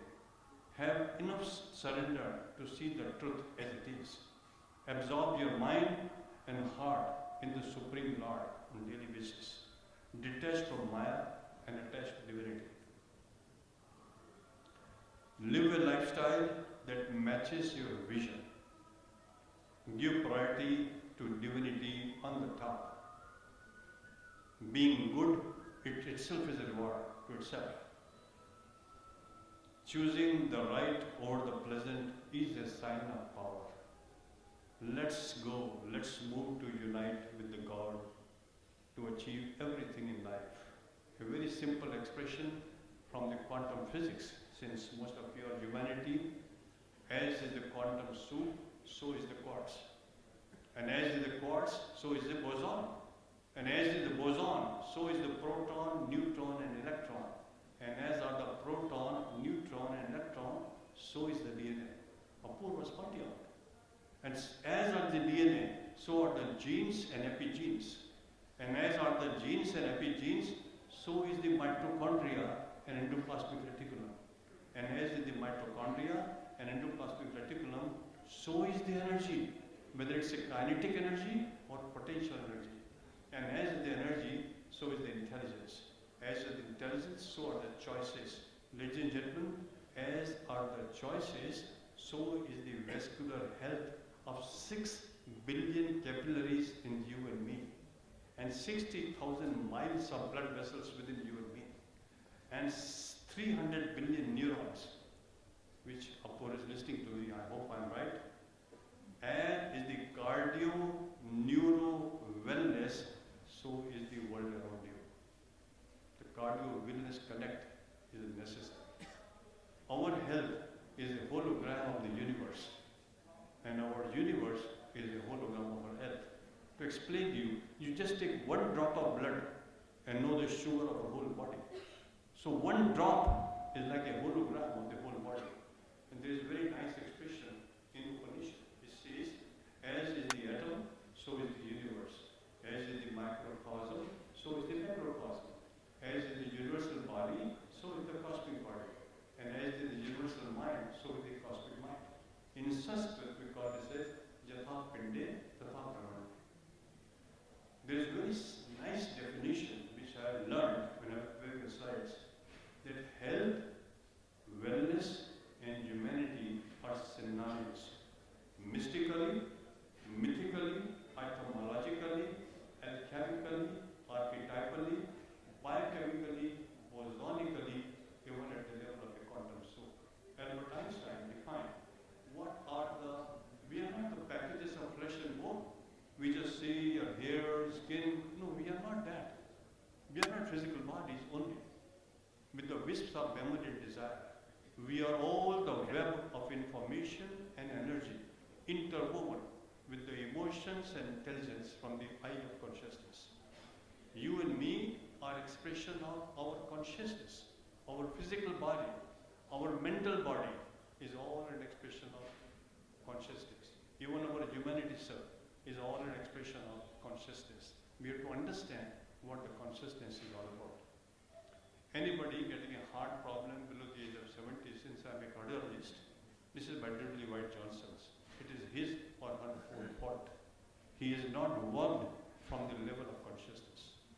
If you work for the level of consciousness, no heart attacks till the age of 70 or 80. After 80, it's God's will. We are not the body.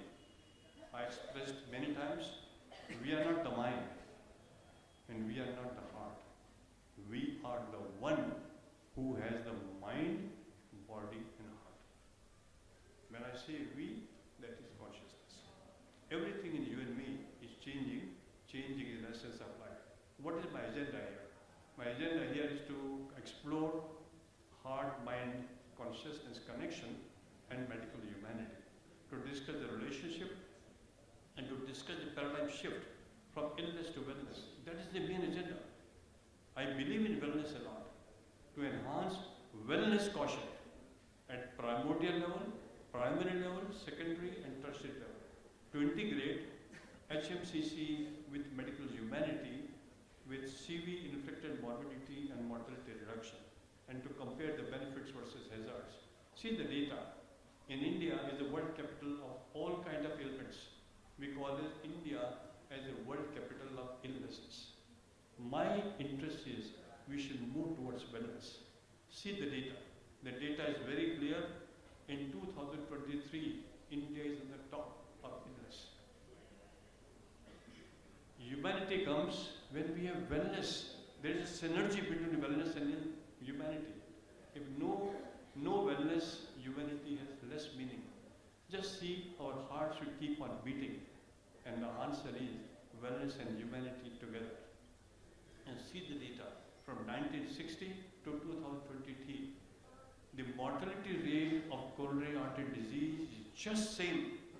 Despite sophistication and technology, I worked for 9 years in US, angioplasty, bypass surgery, but the data is mortality same. I'm talking of a long-term mortality.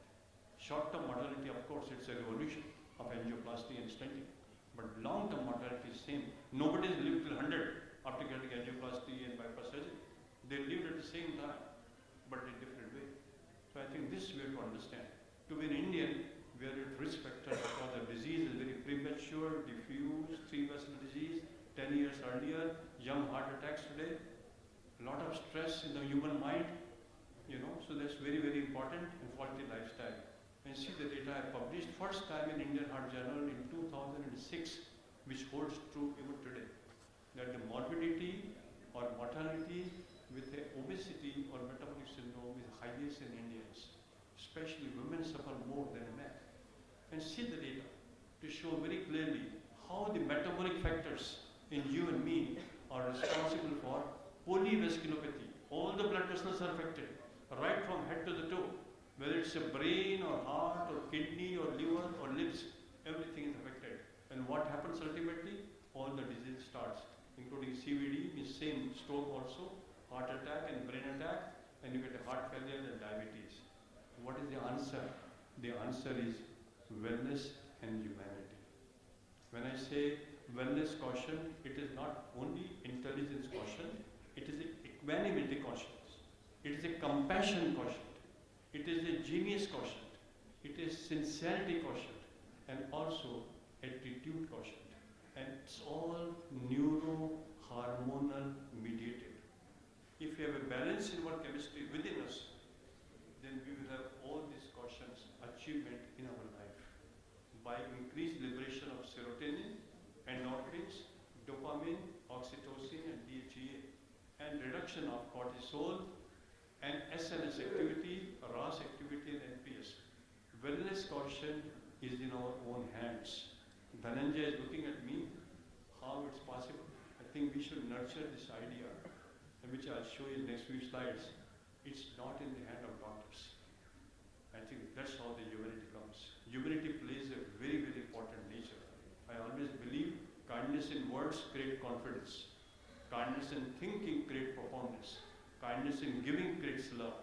And kindness in loving creates happiness and health and humanity. Just the word kindness. This makes a lot of difference. See the data now from Jack, BMJ, Lancet and IAJ. Depression, 65% of CV events. Work stress, 33% of angina and heart attack. Acute stress happening these days. Even this morning there is a news. Shreya, the actor, who got a heart attack at the age of 47, very painful. It's all stress. I mean, all these things we have to practice. With heart attack, 40% are depressed. Here comes the consciousness.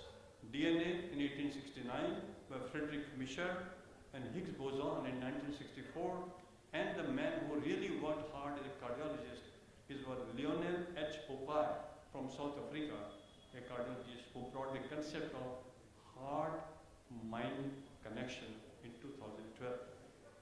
I think we all know that we have a quantum body. We are not physical body, just standing before you or sitting before me. Quantum mechanics has physical body, a subtle body, and a causal body. The physical body has a matter and energy field, while the subtle body has a transformation field, what we call as the mind, intellect, and ego. And causal body has so-called soul and spirit or consciousness. Now if you see, the physical body is born, lives, and dies. The shelf life is 8 years. On the contrary, Mahatma Gandhi is not here. But his subtle body, his beliefs, his ideas, his memory, we still remember. So the shelf life is longer of mind, intellect, and ego. And even we remember some people who are very egoistic and arrogant in life also. The shelf life is longer. The soul and spirit are ageless, timeless, omnipotent, omnipresent, here, there, and everywhere, and immortal. So you and me, including the galaxy, originate from this particular source, what we call as consciousness. So we have to understand consciousness. This is a very nice picture. If you understand that, life is very beautiful. The physical body, and then we have the ego, intellect, and mind, and the causal body, and the universal body, which you and me have, is individualistic, what we call as soul. But the spirit is universal collective consciousness. Mr. Dhananjay is sitting here, but if you think of somebody else, that consciousness gets entangled. And that is the entanglement of consciousness.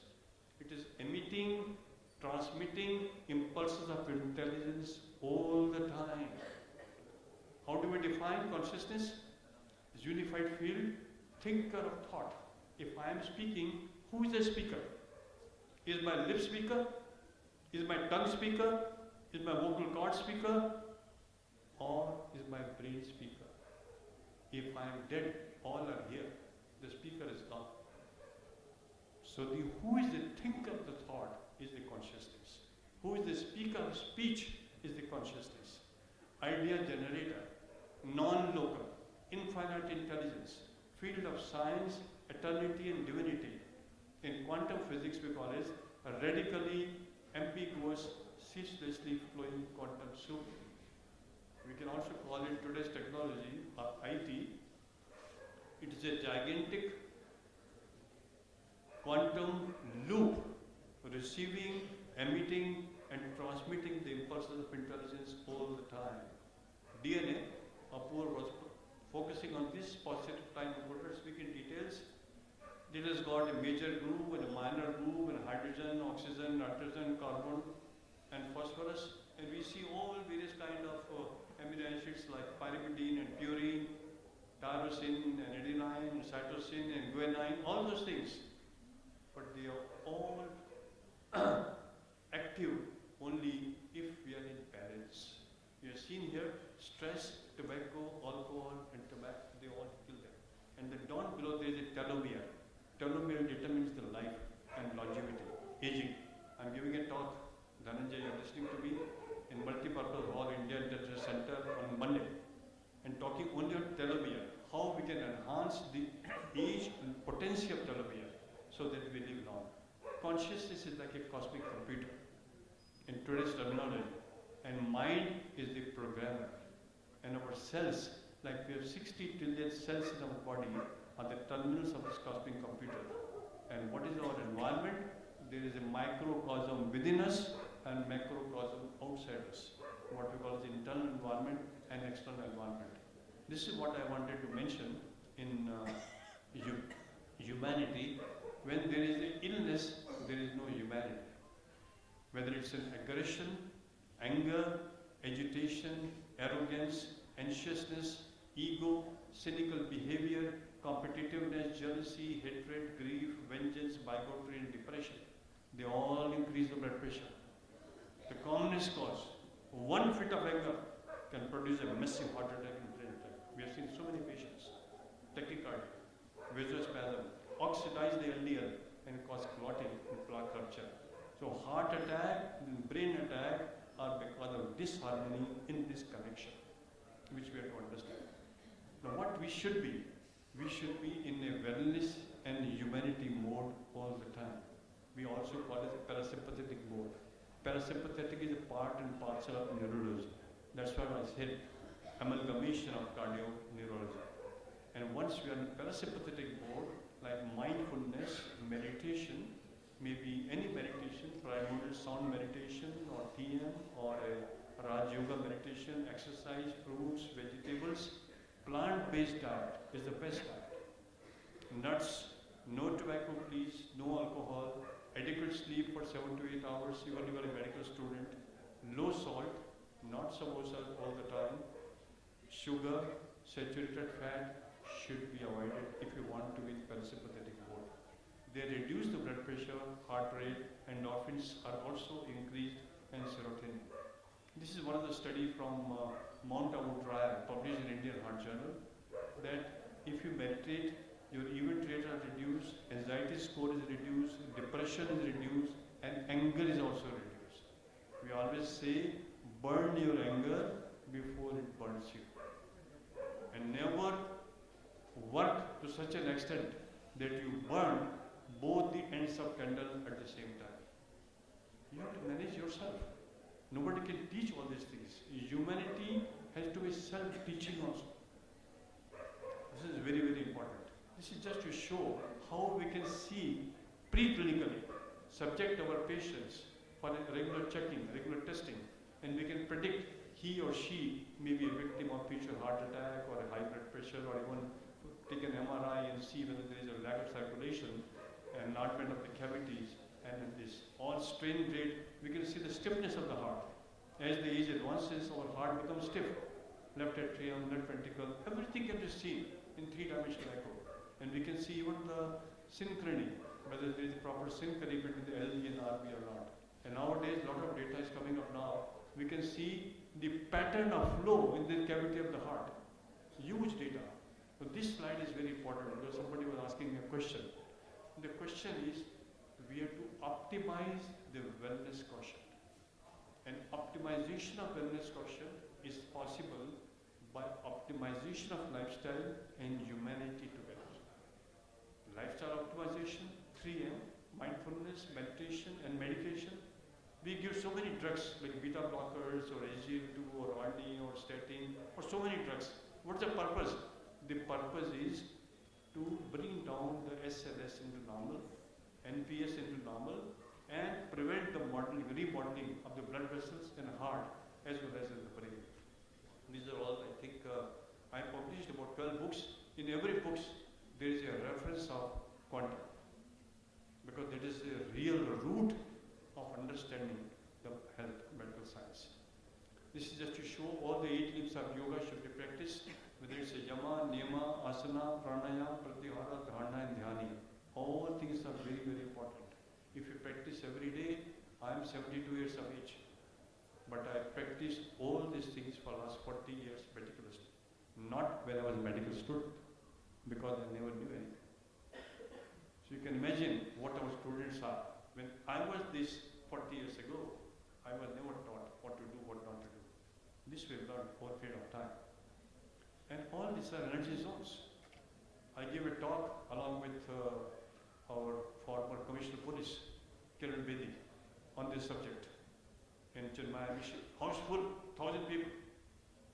They were very keen to know how to energize ourselves. So I do energy meditation every day, morning and evening, 20 minutes.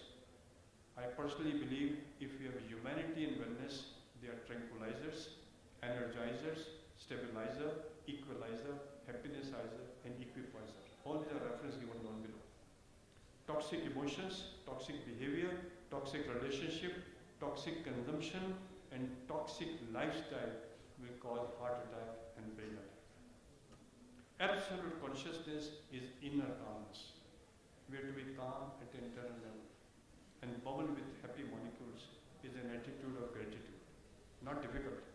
The only thing is we need to practice it every day.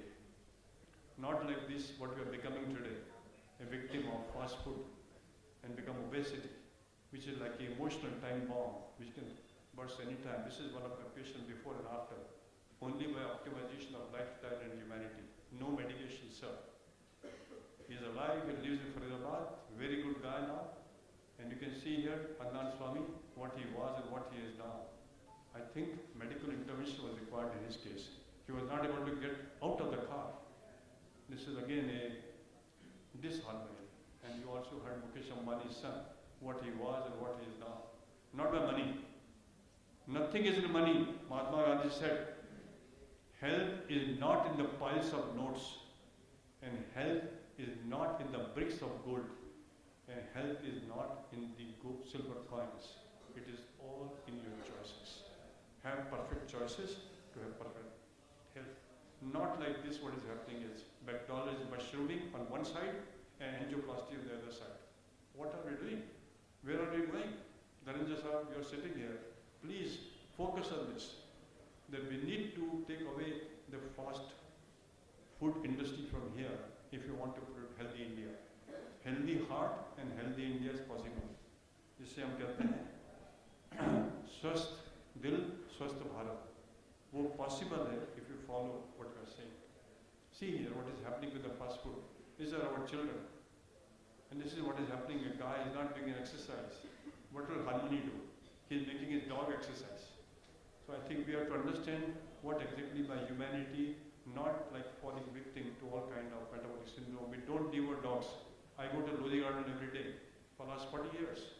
And I enjoy Lodi Garden. And I see all the dogs who are running around, they are healthy. But all the pet dogs have arthritis and cataract. What is happening? And I saw Apoorva also going with a garden every day in the morning. I caught him somewhere. He doesn't know about it. But he exercises. So that's what is required in life. Not falling victim to a stress and a fast food and anger. This is what I did 25 years ago in Lodi Garden. All my colleagues, my friends, I was very young those days. And I think the rose flower is an expression of wellness and humanity. Selfless, giving fragrance to everybody. Riches, whether you are born, you get a rose flower. You die, rose flower. Wedding anniversary, rose flower. Nothing for himself. That is what we should do. That's what we learn from humanity, if I am right. I'm sure you all are here to correct me. A nice example a few days ago, life at the end of tunnel. India moves mountain to rescue 41 on 17 days. This is an example of humanity. An ambulance standing there outside to pick them up, and none of them died. I'm sure, Dhananjay Sahab, you are here, so you can see this. To conclude, ladies and gentlemen, health of millions is at stake in India. Understanding medical humanity and quantum mechanical body will enhance wellness potential at a primordial, primary, secondary, and tertiary levels. You must understand the wellness potential, and 3M may help us in reducing the morbidity and mortality. We should feel free all the time. We should not be in the cage of a big bungalow, number of dollars or rupees, or a gold coins. We are all going to leave it here. Sikandar, when died, he said, don't cover my body, at least don't cover my hands. People should know I'm not taking anything from here. And he told, whatever I have earned, put it before my departure procession of my dead body. Everything is for you. I think we have to understand that that's a real expression of humanity. I think this is what our colleagues were saying. We all should know, we learn from quantum physics that we are one. We also knew in our scriptures, in our Upanishad, in Gita, which mentions Vasudeva Kutumbakam. We are one. Whether we are here, why there are so many nations? Dhananjay Sahab, please bring in the market. We should have one globe, no nations, no divisions, no politics, no diseases. It's very difficult. But some sensation should be created by you. Ham Brahmasmi, very important. One man, Mr. Dr. Satendra Singh, has changed so much. One man. So one man has so much of energy to do, we can't even believe, can't imagine. Even Modi for the purpose. He is a hero of the world. One man who was serving tea at the platform of the railways. But see the intent, the determination that makes a person. Tattvamasi. Please, ladies and gentlemen, this is a very important message of humanity. Tattvamasi means I am that, you are that, she is that, he is that, that is what it is. And we all come from consciousness and go back to consciousness. We must preserve the integrity of consciousness. This is the last word of medical humanity which I have structured this morning.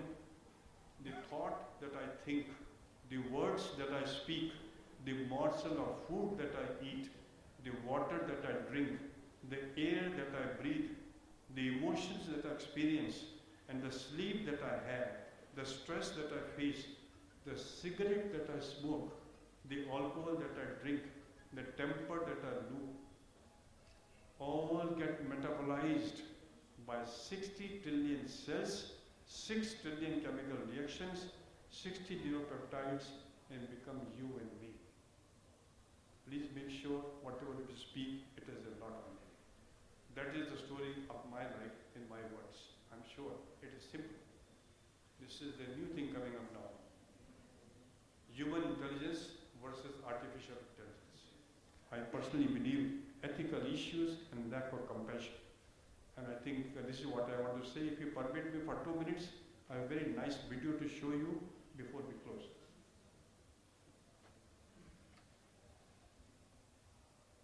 This is a video on God particles to generate humanity in each and every one of us as oneness.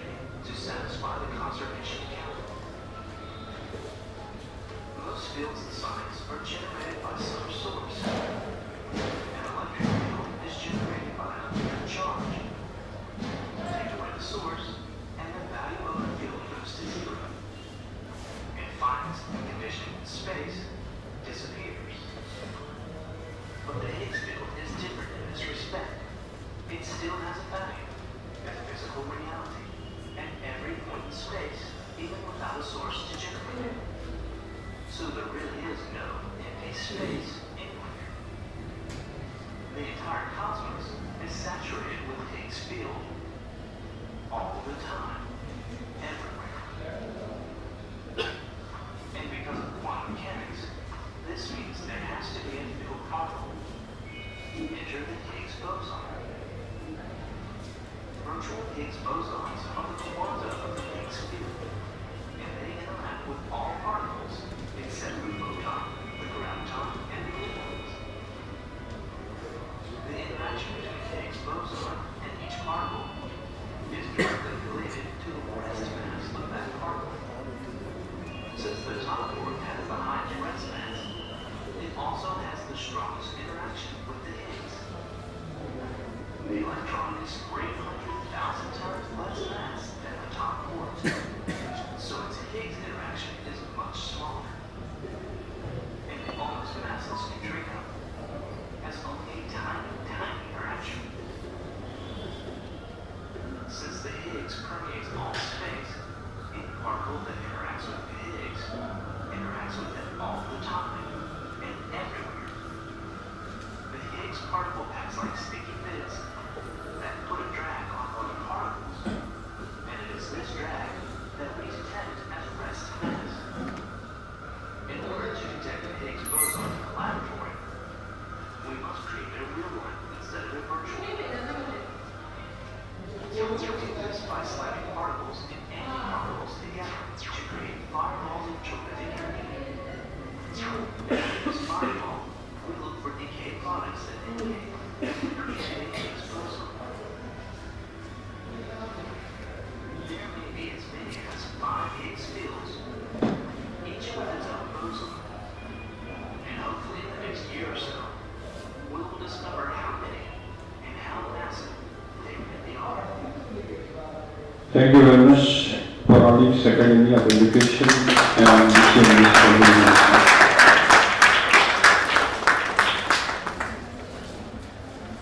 Thank you so much, sir.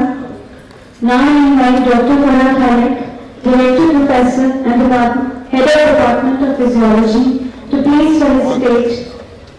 Sir.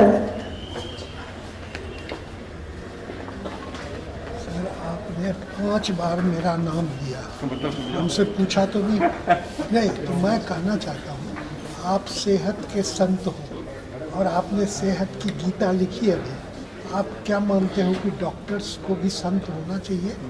Doctor H.K. Chopra Harprasad ji.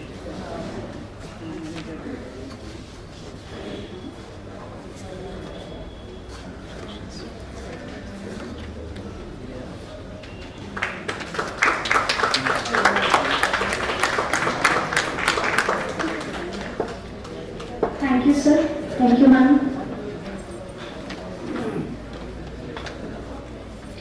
I now invite Dr. Khan Arman, Director Professor of Community Medicine and a partner in crime, if I may say so, with Dr. Satendra Singh, to give the vote of thanks.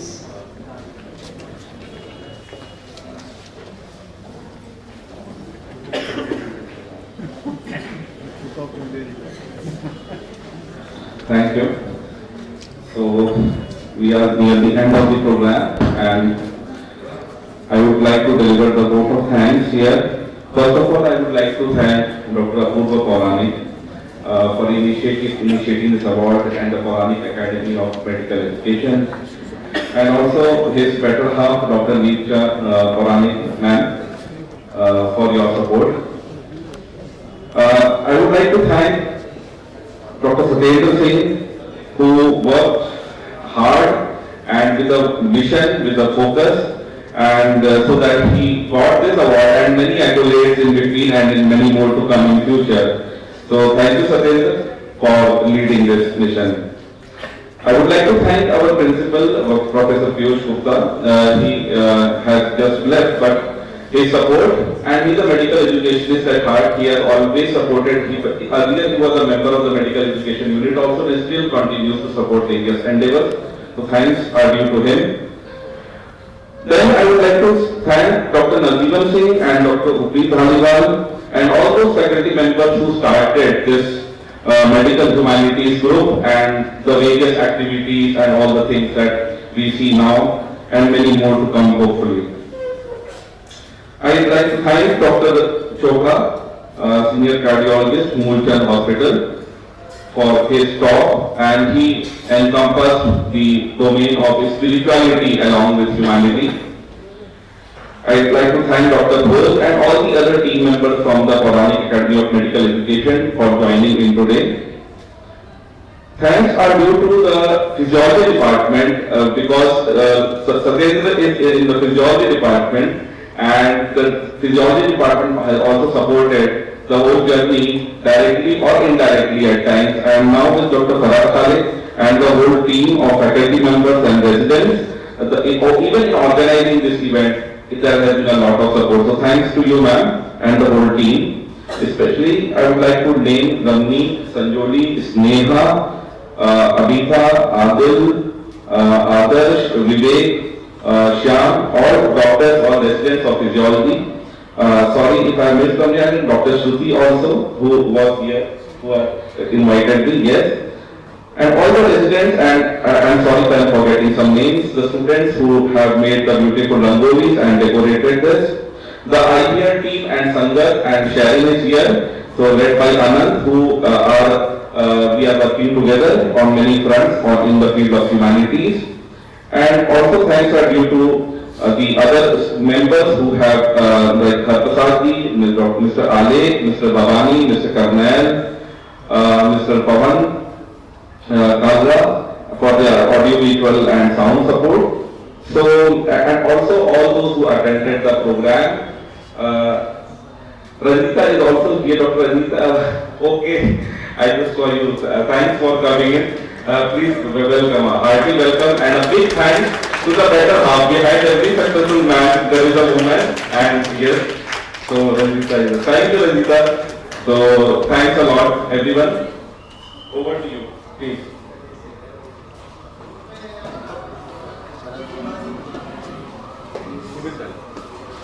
I would request everyone of you to stand up for the national anthem.